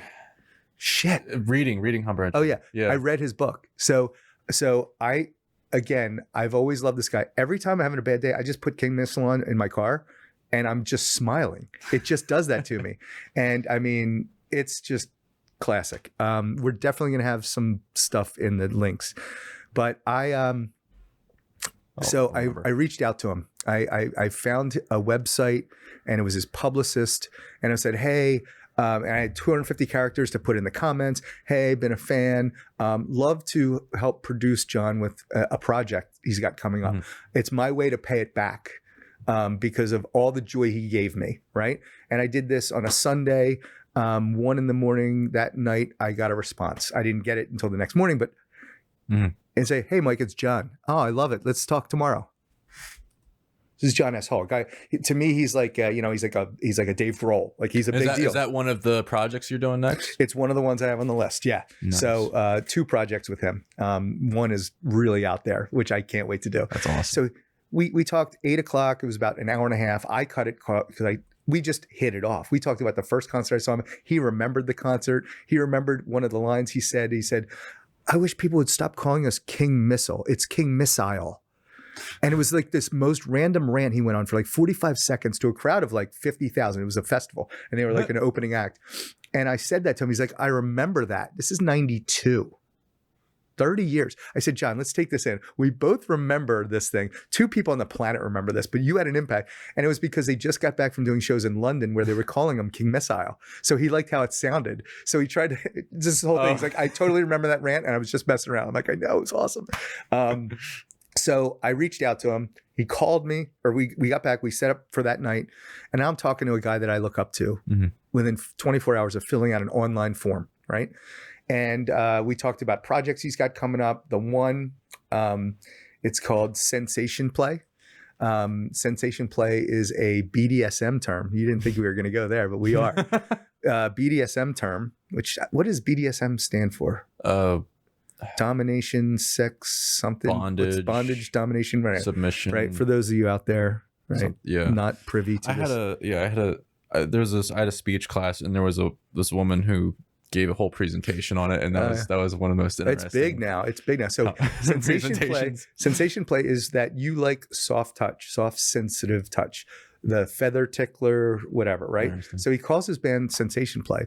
He sends me a video of it. I watched that night, and it's he didn't call it performance art. It's a theme band. Every song's about BDSM in a different way. So he's got 3 female. He's got like a guitar, bass, drums, 3 females in his band, and he sends me this link. And okay, so I'll not do it justice, but we'll put this in there because it's on YouTube, and it's called The Last Time.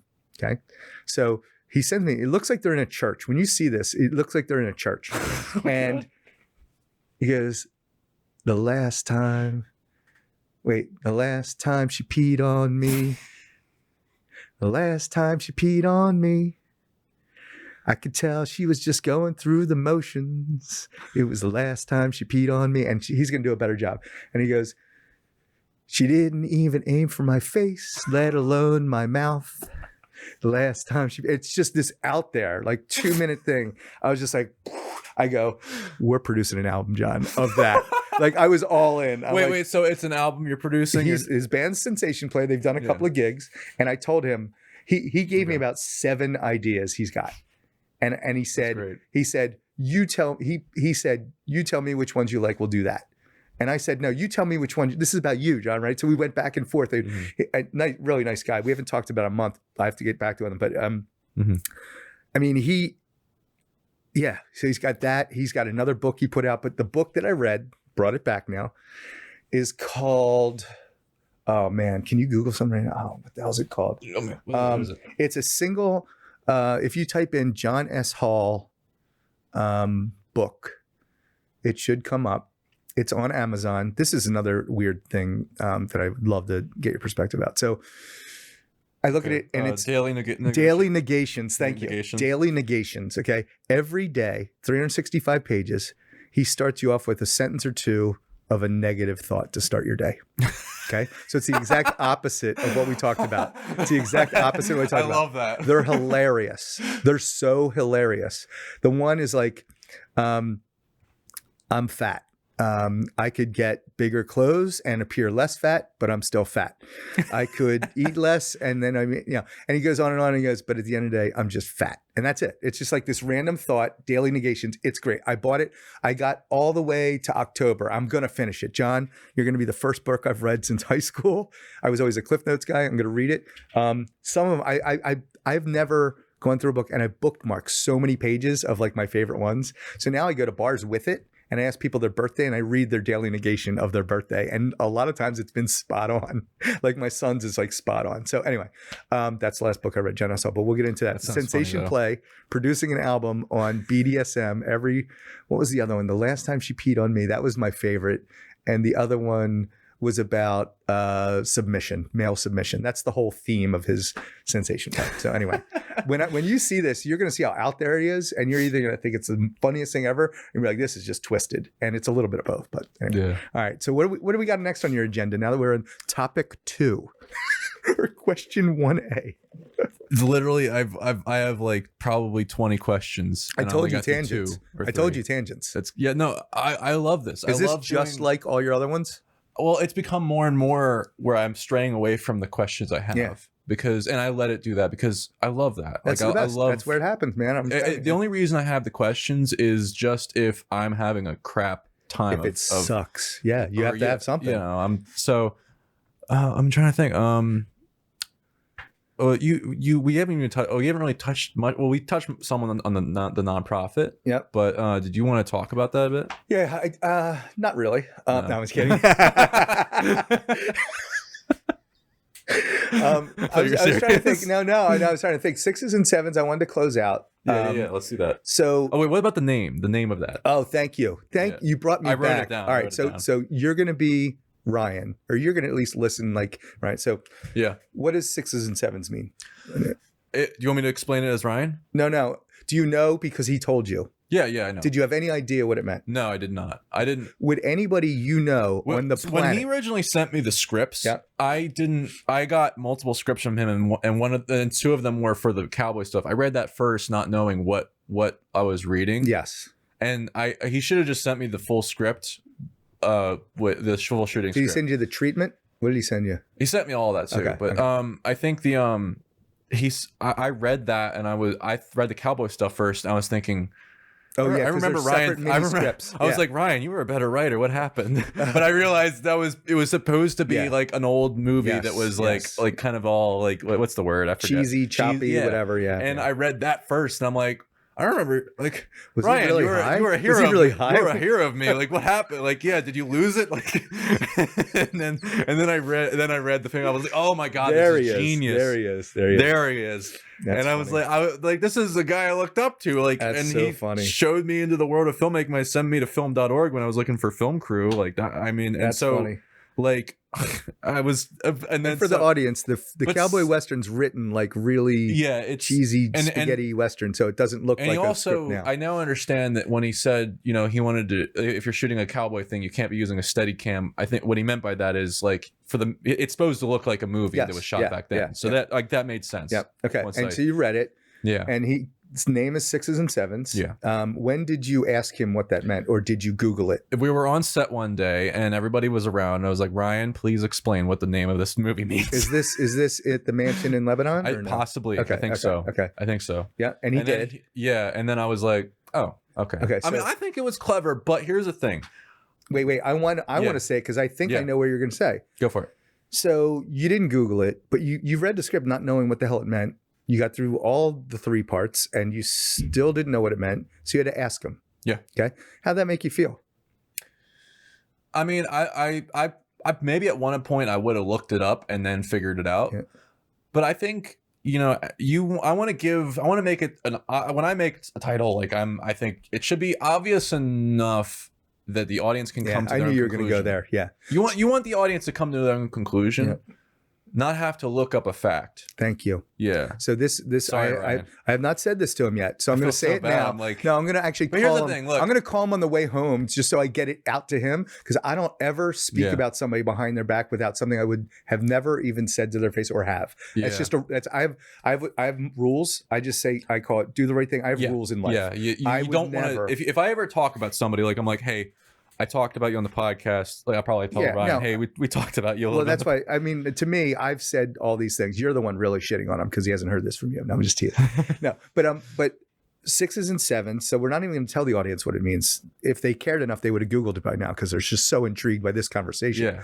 But you don't want your audience to feel stupid. Yeah. They don't know what that is. Right. Also, it's not adding any value. It's just like nobody's going to care so much because you're not M. Night Shyamalan. Do you ever hear how like people make these like video essays about like Kubrick and films of his, and they like look so deeply into things? Yep. You know what I've learned recently is the audience doesn't fucking care. No, the audience is going to be entertained and watch a movie.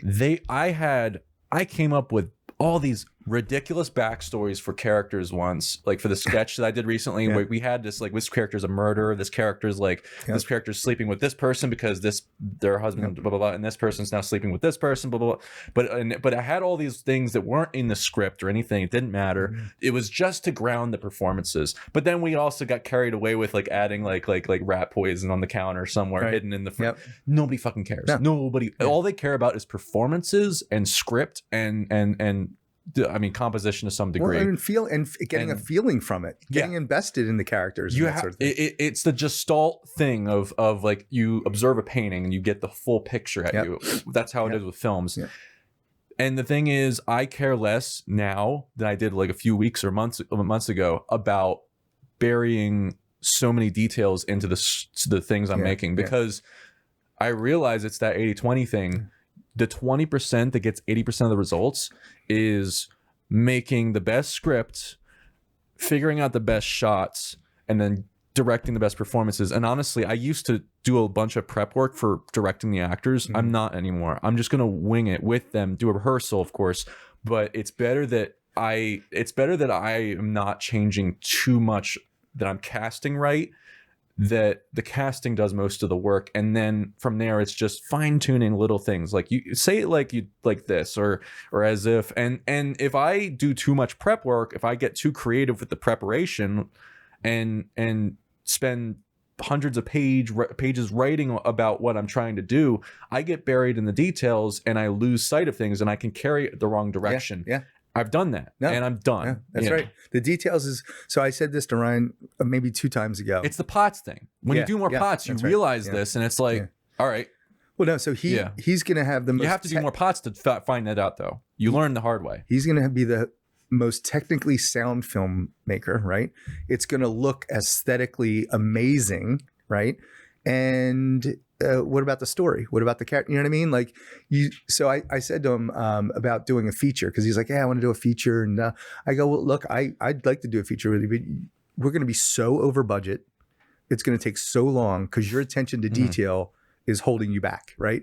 Too much. And these particular things that nobody cares about, the rat poison, all the time and effort spent in the type of gun, the type of bullet, the type of smoke that needs to come out with it. It's overkill, and it holds him back. But he's an artist though. Yeah. His things are going to be art.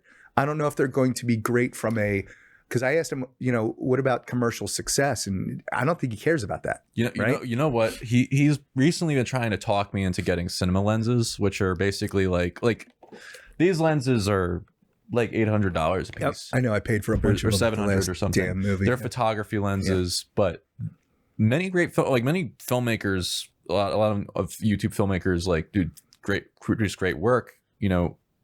Do use that these lenses. They're great. Sigma 18 to 35. I love these lenses. I don't like. I'm right now. I'm doing the research on it, and I feel like it's one of those other things. Like, if I had like all the money to, if it made sense, if it didn't matter, If I wanted to get like, if I'd go with like ARRI signature primes, which is probably what we shot the 6s and 7s film on. If I had if I had millions of dollars, I'd just spend why not? It'll just look better. Dozens of thousands of dollars on if they're like $25,000 lenses. I'll go for that. That's it's literally, but that only takes it like 5 to 10%. Not even. That's negligible. What people really care about. Right? Yeah. It's honestly a 5 or 10% difference than shooting on something like this to me. Right. I mean, I could be diminishing returns, right? Yep. Yeah. No, I think, and to me, I don't know your feeling on some of the.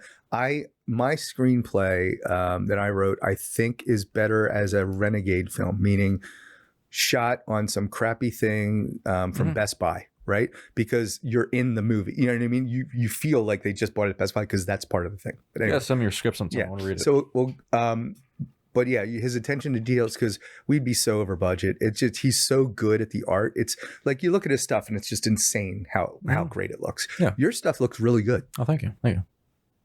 Right? Yeah. And probably cost a lot less, right?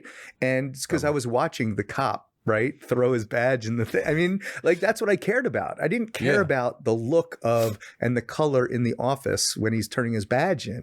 You know what I mean? Like, I just didn't. Yeah. So I think you're right. No, I didn't even color. I barely color graded that. People don't care, right? I just go for what looks is natural and not if it doesn't look pleasing, I'll try to make it look more pleasing. That's really what I care about now. But I mean, or if it matches the tone, that's, I look for that. But yeah. All right. So let's see. Did we crush Ryan enough yet? Yeah. I'm sorry, Ryan. Oh my God. We love him. No. Yeah. No, I love Ryan. It's amazing. I hitched myself because it's amazing, but I worry that it's too particular, that nobody cares about the 90%. I was curious if it was just me thinking this. No, because I appreciate every perspective he has, and it's it's things that I don't really know anybody that thinks we about. should have had him here. This would have been a good session. I'm gonna have him on eventually. Like a sit down. Like, what's it called? Like when you're talking somebody through alcoholism. Do you want to be on it when we have him and Sean here? I think we should do it. We should have a four-way podcast. You sick son of a bitch. That's why you like that BDSM shit. Literally whips and chains guy too. Do you want bondage? No. I'm gonna try. I'm gonna keep going until you. All the there's little signs that the characters are into shit. Like, oh, there you go. That would trickle throughout. That would be great. Like there's little innuendos all throughout the film. Every M. Night Shyamalan movie actually did that? What?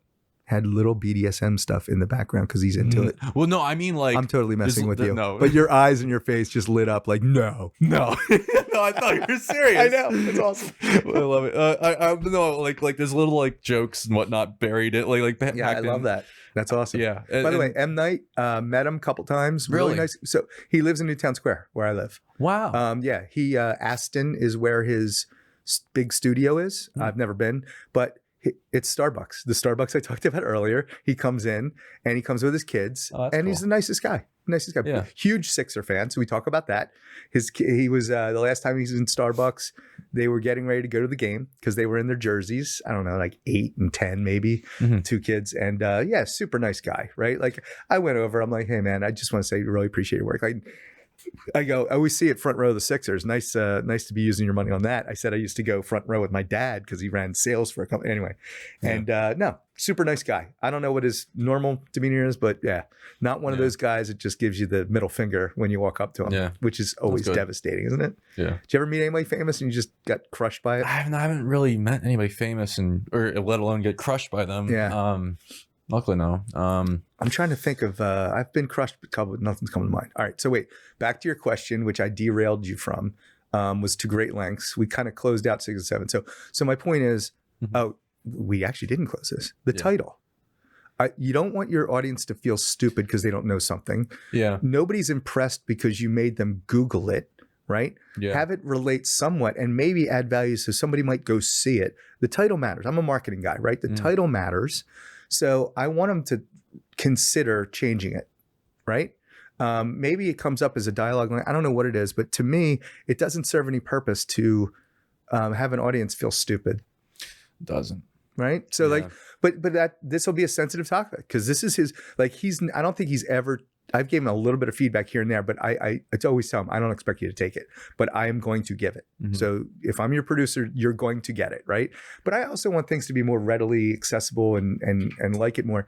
6 and 7 doesn't mean anything. So now what it means is kind of like in the cowboy days, I guess, or movie or in war, you get knocked down from loud bang or concussion syndrome or whatever. And you're seeing all 6s and 7s, I think is what they quoted, right? So it's like the idea of you got birds like in the Tom and Jerry, you got birds flying over your head. You're seeing stars. Yeah. But yeah, I mean, it's clever. It's clever. It's one of those things. But nobody will know the cleverness because nobody knows what the hell 6 is. Like nobody will ever tie it back. It just doesn't. Yeah. I get it because there's an aspect to the mind in that, but it doesn't serve any purpose. So getting too clever for clever's sake is what I think holds. It'd be interesting for you to tell. Wait, when I'll send you this. When I send you the script, I might be a few writing days away from it being finished. And once I get that to you, I'm gonna be curious what you think about the title. But here's the thing: is did you get cute?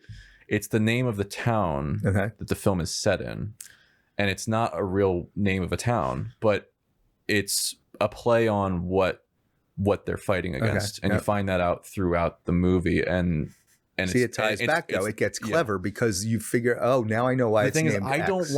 I was originally going to call it Boys Would Be Boys. Okay. And I realize there are people who... Is that back to the foursome with the BDSM? Is that where? Is it about that again? No, it's not that. Boys Will Be Boys? That's the other thing. It sounds like a porno. Is there a priest? It sounds like a porno. And my friend David was like, you cannot call it that. And I was like, you're right. No, I would have... It doesn't... It's not an appealing title. And the thing is, I wanted something where people don't know what it means so that they have to look into it, the movie. Like they have to find out what's the description of it or go see the trailer or go see it. And then they're like, oh, because and I knew people were, it was one of those things where I had to stick to my guns on it, the name of it, and then let people see it or to read it and or explain, but if they haven't read it, what it means. And then they're like, oh, change it to that. Well, so I think Blair Witch Project, right? Nobody knew what the hell that was, right? So that worked, right? But it also worked because the marketing and the trailers building up to it, right? Yeah. So you knew what it was. So yeah, I'm not so fixated on it not being something people don't know, but if it doesn't really tie back in a clever way, or and if you create a good movie, you can possibly create. You can then coin that word. Yeah, no doubt. Yeah, I have a feeling that could potentially happen. Maybe if the film blows up. Okay, that's cool. Yeah. Maybe 6 and 7. So maybe I'm wrong. I never am wrong. But maybe there's always that one time. All right, so to great lengths. And you know what I've been thinking about? You've got that big mug of what are you drinking down there? You got 2 different drinks. What do you got there? Water and then coffee. Okay, so that coffee is still warm? I think so. Coffee makes you pee, right? Pretty bad, right? So like, who's going to win? My 32-ounce Burger King, sponsored by Burger King, or you and your coffee? I don't know. Because I think you're getting a little jittery. Yeah. I think you need a pee break, don't you? Eventually I will. No, I think you do. Why? You want to take a pee break? No. I'm going to hold it longer than you because I'm competitive. Go for it. Let's do it. Yeah. But now that I mention it, you really have to go. No, I'm just teasing. No, we will need a pee break because this is. I'm getting. I can tell I've got about 23 minutes. We'll take one. About 23 minutes. Yeah. Can you make it that long? We can go that long. He's been doing like the little dance, like the kids do it now. It's just my jeans are hurting you. Yeah. Balls. Pulling my. Do they move to the right and the left? Yeah, you got to adjust. Yeah, it's brutal. Mine are too. I should have wore sweats. Would have been more comfortable. All right, so I usually wear shorts for these. So 6s and 7s were done. That's what I'm going to talk to him about, the name of it. He's not going to accept it because I think he loves it and I think it's cool. But my initial reaction is usually my gut reaction, which is nobody knows what it means and what great value is that. But he gets fixated on certain shots and stuff. It's like nobody's going to see it. Nobody. Just stop. Can we get an engine? Can we get it on a train that's $1,000 instead of $5,000? It's not steam. Does he meditate? Does Ryan meditate? I don't know. Is weed considered meditation? No, I don't know if he does or not. You know what? Even Kubrick said that he didn't think weed or anything or psychedelics were as effective as meditation. He felt meditation was more effective because you can control it. Like if I meditate for the exact same amount of time every time I do it, and if I change it, my day's off. Interesting. And it's down to a science for me, like in terms of my routine or outputting things. Like I might have to change the protein I drink throughout the day. Okay. And right before meditation sessions, because they're changing it, the stuff I've been using for years, and I'm like deathly afraid that that's going to fuck something up. So I got to figure that out. Well, I was going to ask this earlier, but so you've got a system that works for you, right? You've got, and you grew that system based on readings, based on books, based on things, trying different things, trial and error, and you found something. I remember you talked for a while about this when we were in Lebanon, and that's great. Works for you. What is it? How do you feel? So you and I and D Wade, okay? You had to bring up D Wade. What's up, D Wade? How you doing? D Wade, right? So I and D Wade, the film we did together. Yeah, we sat in a room. This is when we were cracking each other up. You grabbed the camera. I think it was all in from the time D Wade and you came to me with an idea, and we mapped it out. It was like 17 minutes from like the beginning. We weren't sitting in a room for hours to figure out this silly thing we were going to do. Right? It was minutes. Fair? Yeah. Right. You picked up a camera. We mapped it out once, the walk without the camera rolling. Then you turned the camera on the first time. We did it. We did it again. I blew it worse the second time. We went back to the first time and we were done. All in, beginning to end, 70 minutes. I thought it was hilarious. I still think it's hilarious. Everyone I've showed it to thinks it's creative and funny and like odd. And that's the thing. Those little things. And we didn't. So that was effortless. We had a blast doing it. We all collaborated. It's all about knowing what people care about. We all collaborated. Yeah. We thought it would be funny. Once we saw it, we played it back that night. We knew it was funny and odd and perfect, right? Yeah. Down to the deer antler sharpening. Just so random and weird, right? Dude, there were some really funny things in those credits. I got to hand it to you. Thank you guys fucking knocked that out of the park. No, we were doing it that night though, right? Yeah. So anyway. No, there was things in there that I didn't know that 1 minute. It was funnier than what it was we like talked 1 about. minute and 45 seconds, right? That we filmed, and then there's like a minute of credits. Like the credits, I tried to make the credits as long as the film. That was like part of the thing. And this is me using my very sophisticated editing. Who edited it? Me. Did you grade it? Mondavi. No, I did nothing. Mondavi's a video editor I used for. I'll give you all the raw stuff. Next time. Yeah. So anyway, so we do this 1.5 minute short, and it turned out great. We showed it. We'll link it in there. Yeah, we showed it at the thing, and people were cracking up. They were like, "What the? Wait, what?" Even Sophia, Ryan's niece, that's in both his movies, loved it. She came up, "It was hilarious. It was hilarious. Like, how did he get there?" Like it's just so random and odd, right? That was, to me, I'm really proud of that. Believe it or not, I thought we did something in such a short time that it was fun. And I'm putting it in festivals. I am. It's the strangest thing ever, right? It's like going to be 2 minutes long. I'm going to get you and D Wade to sign the damn waivers. We're going to put it in because it's just so random and silly. I want you to. I'm shooting a short comedy soon. It's called A Job to Kill For, and it's basically a assassin initiation gone wrong when the wrong ammunition is loaded in the gun. Basically, there's 4 characters. Alec Baldwin did. Jesus, too soon. There's too soon. Yeah, right. That's bad. There were some jokes the other day because I had an actor dressed as a cop and they had to point the gun at like another actor, and we were talking. We were like, I was like, I kept opening it. I'm like, look, Yeah. it's a BB gun. It's Yes. a BB gun. There's PTSD from people. Seriously, yeah. I mean, it was a horrible situation. It is. It's really incredibly fucking sad. But it's basically it's the opposite. They accidentally use blanks. The thing is, this is a family man. Kyle is the main, Kyle's the main character. It's a funny name, right? Kyle is the recruit, and he's he's a family man trying to support his family, and that's why he's taking this really high paying assassin gig, and basically they're trying to recruit him. Agent Daniels is the main recruiter. She's the boss, and she's trying to the assassin thing, and she's trying to recruit him, and basically his final task is in this dark room. He's got to kill his wife in order to become part of their organization. And so, it's all driven from funny dialogue. Bitch, I hope. Is she a bitch? Or? Well, we'll get into that. Okay, all right. Basically, don't give too much away. Spoiler alert. Yeah, and then the other agent who loads the wrong ammunition gun, he's trying really hard to get a promotion, but he doesn't realize he was supposed to use live ammunition. And so she survives. This isn't a big spoiler, but she survives. And then the rest of the sketch is his wife tearing him apart psychologically, pulling him down. And then meanwhile, Agent Daniels is trying to rein him back in to so she can hire him, because she needs competent recruits, but she keeps hiring incompetent morons like the guy who loaded the wrong ammunition. Blanks. And he's trying to get a promotion. So all this fucking that's basically the core comedy. And did you write this? Yeah, I can send it to you after this. Short? What do you got? I think it'll probably be a 4 to 6 minute thing when it's done. Okay, cool. But I'd love for you to come in and be part of it if you want to help out. Happy to. See what he did there? He took the criticism from earlier where I was giving him, carte blanche. I was like, here's a blank check, Thomas. And he never followed up. But now he's like, no, this guy's sincere. No. Now he's sincere, and he wants. I'll give you a producer credit if you show up. No, I think it's awesome. No, but but you asking me that is impactful to me. Yeah, I'd love for you to be part of it. I love that. That'd be awesome. Yeah, have you on set, and and so you can see what the process is like from I like things. You definitely are receptive to outside perspectives. Yeah. I think I've got the age and the knowledge.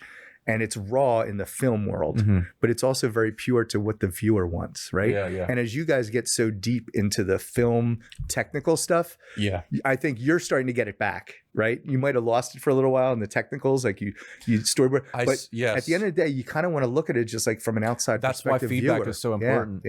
I spent it was after, ironically, after I stopped, after we worked together, I worked on Ryan's film in 2014, 2015.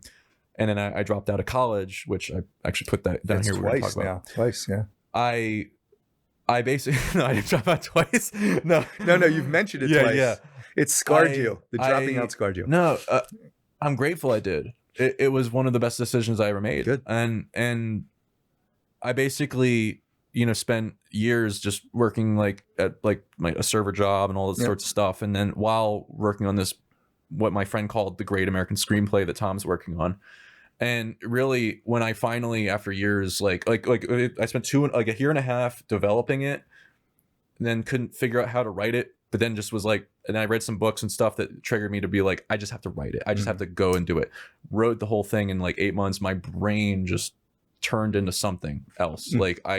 I started having anxiety and panic attacks for some reason, because it was just such an intense experience for me, because I had spent all this time working on it, developing it and thinking about it, but not being able to write it. And then I wrote it, and then just, I don't know what happened. But then I think what happened was I knew it was garbage, just absolutely unusable garbage. And I had to finish, though. I forced myself to finish. Okay. It was 400 pages after it was done. And I've reread it year after year after. It sucks. It's unusable. I pitched to friends after I wrote it. They immediately picked up on, this isn't registering for any of you. This is not good. And that pain I never want to experience again. And because of that, I always I ended up getting out of it, because I worked on a short film, just a really manageable short film. And I pitched the idea to somebody. I pitched the outline after that idea worked. I pitched the script after based on the outline, where I worked through each scene with friends. I was like, well, what if this happened? And it's like, no, that sucks, Tom. And from doing that, now when I come up with ideas, they're automatically built in with all the wisdom I learned from doing that, from getting that feedback. And so, you know, that feedback that even if it's feedback on one project, that feedback sticks with me forever, because when I go work on something in the future, I know it's better to end something like this with a kind of an open-ended ending, maybe allow the audience to kind of figure out, or, you know, give it some, you know, I just learn every step of the way. And, you know, sometimes I do things less as well as the previous time, but then you get better. You kind of, it's like, it's peaks and valleys, but you generally improve, especially if you're getting feedback. But, you know, this feature film, my script I wrote, you know, I spent the other year going back on that mistake of not getting feedback. And I found out that my writing routine was off after months of not getting feedback. And then I had to restructure all sorts of stuff. Like, it started going too controversial and too, you know, it was going against my own thesis of the film. And we got it back, and now it's to a point where my friends who believed in it in the beginning as a short film are like, yeah, this is gonna knock it out of the fucking park, dude. And so to know that other people, outsiders, can look at it and say, this is good, and for me to feel the same way, that's what I look for. Okay. You know, and another quick tangent is I did a little after doing a film that really just knocked the wind out of me, because it just I was too ambitious. Was it one of yours? It was the Rusty Spade, the 12-minute one take thing. You know what's weird? I had seen that before you sent it to me. Really? Who would have sent? Would Ryan possibly? Because did he help on that? He wasn't in the credits. I think I sent it to him before. Yeah. Oh, okay. I would now spend 36 hours shooting something like that. I had 8 to shoot it, and that's where I had the white hair from. Okay. It was kind of like a experience that fucked me up for a while. Really? Like and because it was such an important project I'd been working on for 7 years before that point. And so to see it get demolished the way, or I felt like it was demolished. Other people, you know, say it wasn't. You know, they liked it, but I never put it to festivals because it just never felt like the way I wanted it to be. Plus the battery died during the best take. Really? Oh, man. 7 minutes in. And that's when the energy just went down for the rest of the day. But then, you know, after that, I did a 3-minute Lego animation, which is awesome. Did you see it? Oh yeah. Oh, that made me realize. You did true stop animation. Or no? How did you? So I did it over there. I had a table with a green screen. Yeah. And I animated several, you know, like a few characters at once, or one character at once, and then composited it all together in After Effects.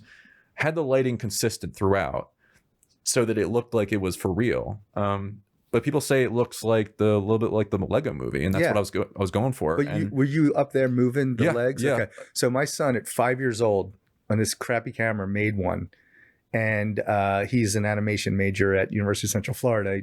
40 kids get in the major of 1,000. That's awesome. There's 100,000 in the college, but 40 get in this major. He just got in a sub premiere. He just sent me his first animation. I'll show it to you when we pee break maybe, and his first 3D design of something, but.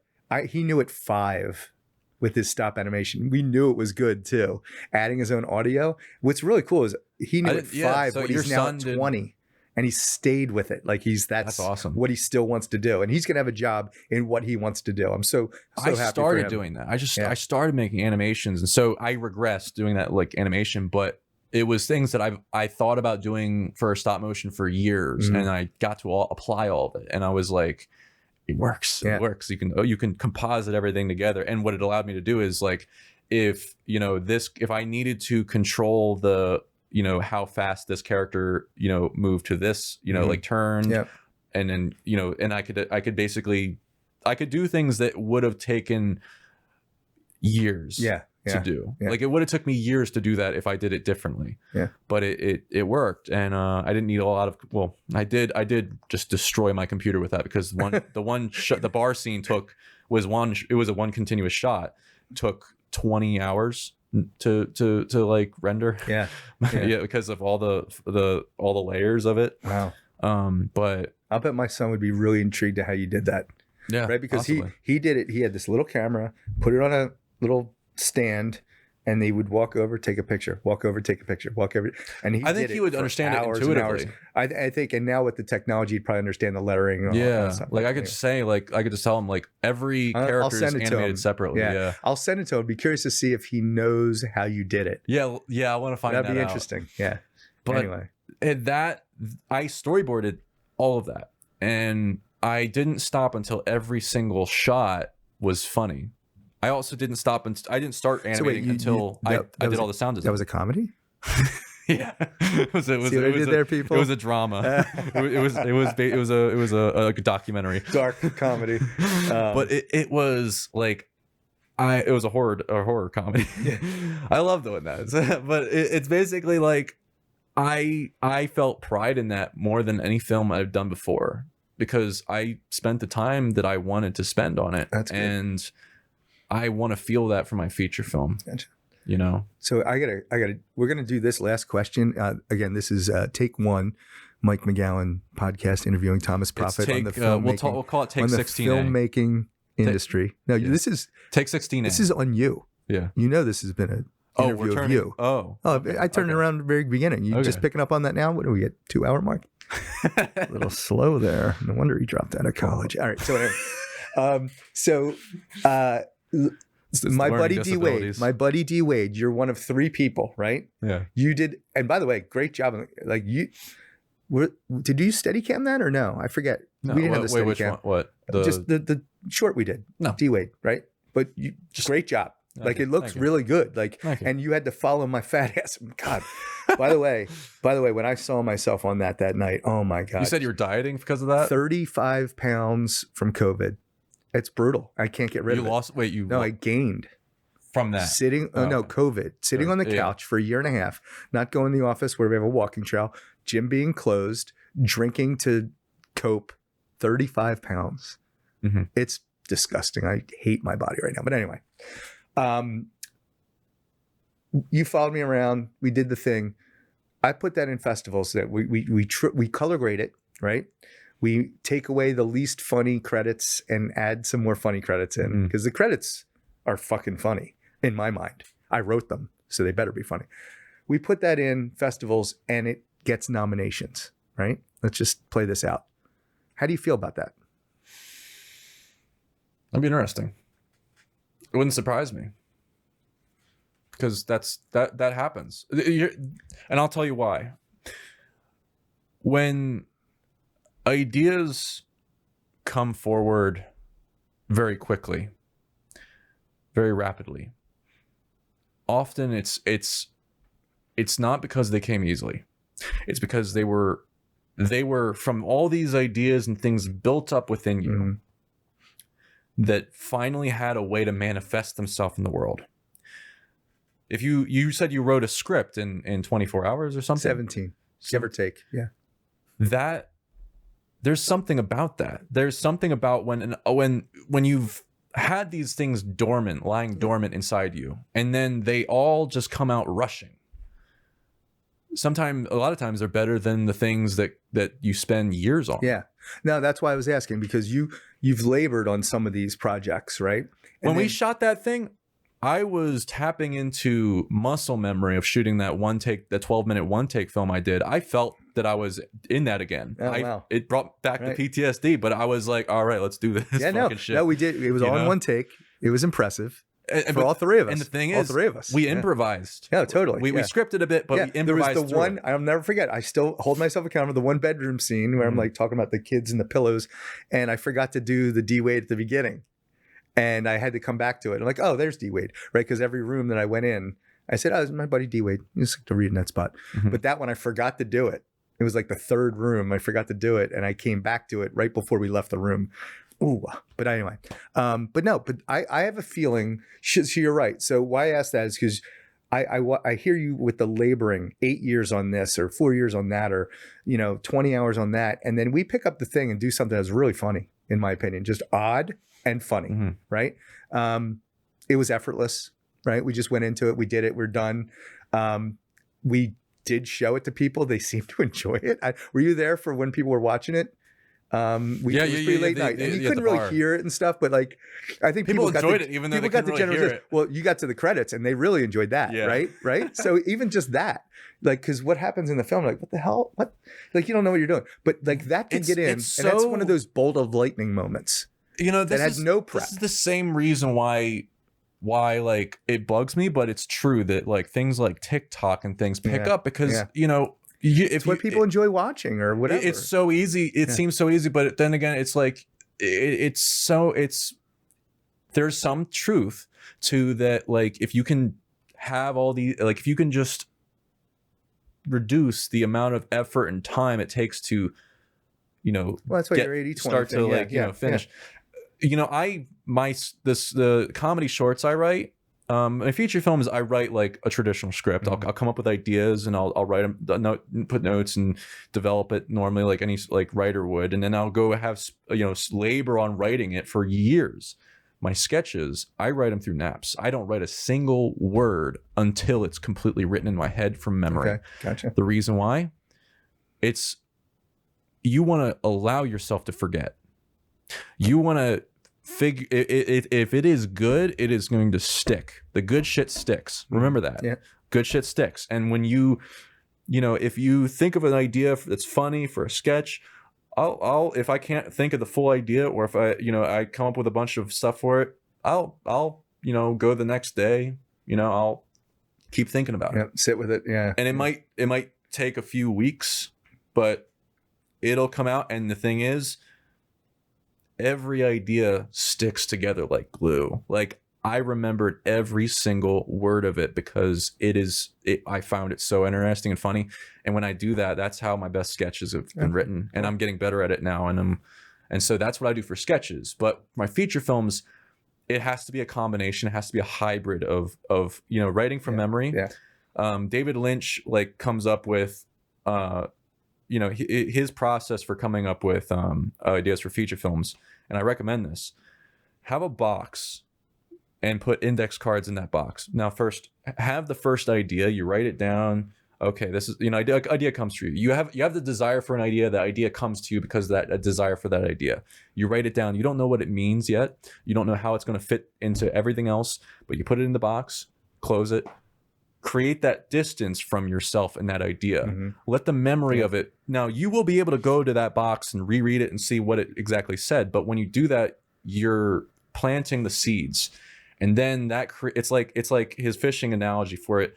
You're catching a fish when you have the desire for an idea. You catch a fish, you examine it, and then by writing it down and putting it in the box, and then you put the fish on the line, you cast it back out, and you catch another fish with that fish, and you keep doing that until you have 80 or 300 index cards in that box. He says 80. I did 300 for my World War II film because my ideas combine or improve on past ideas. So. And it's probably still going to be 90 pages, which is shorter than most feature films, but it's going to be so densely packed with things that are inspired by true events, but different enough that I can make it my own and fits within an outline. It started as an outline, a rough outline. I'm like, how am I going to turn, this is amazing. If only I could just turn this into, something really compelling and flesh it out. I don't know how to expand on something. And I heard Dave Lynch's method. And then the next day, and then I started doing this and spent 9 months or so developing that, filling up a box with 300 index cards, reading everything about World War II I could find, about D-Day, all this stuff. I heard all sorts of horrific fucking shit I read about. And I'm like, and it gave me different ideas related to the characters and their situations, things like a guy witnessing somebody parachute into a barn and or parachute, they're parachuting down and they dumped gas. The Germans dumped gasoline on barns and stuff, lit it on fire so they would light up the sky so they could play target practice with them. And this one was screaming as he was listing towards the fire because it sucked in all the oxygen. And the German officer said, "Let him burn." Guy goes into it, and as soon as he hits it, the screams are silenced. And it's and this in my script, it scars the guy mentally. Now that's just one of many things that I got from doing hard research on it, letting it inspire ideas that fit the narrative I was telling. And it's going to take me probably a decade to make a film again that is going to scar and be as real as that film. I mean, I'll do. And where is this film now? The World War II film? Yeah, like what stage? It's at a stage where I don't want to show it to anybody yet, or I'm showing a certain. You filmed stuff. No, I mean, it's the script. Okay, gotcha. I'm still writing it. Okay, it might take me a year or two to finish writing it, but it's I mean, it's going to be tough for me to beat. Nice, that's good. Yeah. Now, how great is that to have a passion about something that you know is going to be good? Yeah. And it's funny. It might be a niche that only several hundred think it's the most amazing, but that's okay. Yeah. Because you love it, right? I mean, clearly, yeah. All right, you ready for potty break? Yeah, let's do that. Right? Are you worse than me? We'll come back on take 16B with Mike McGowan. Take 1, interviewing Thomas Prophet. Out. Brought to you by Burger King.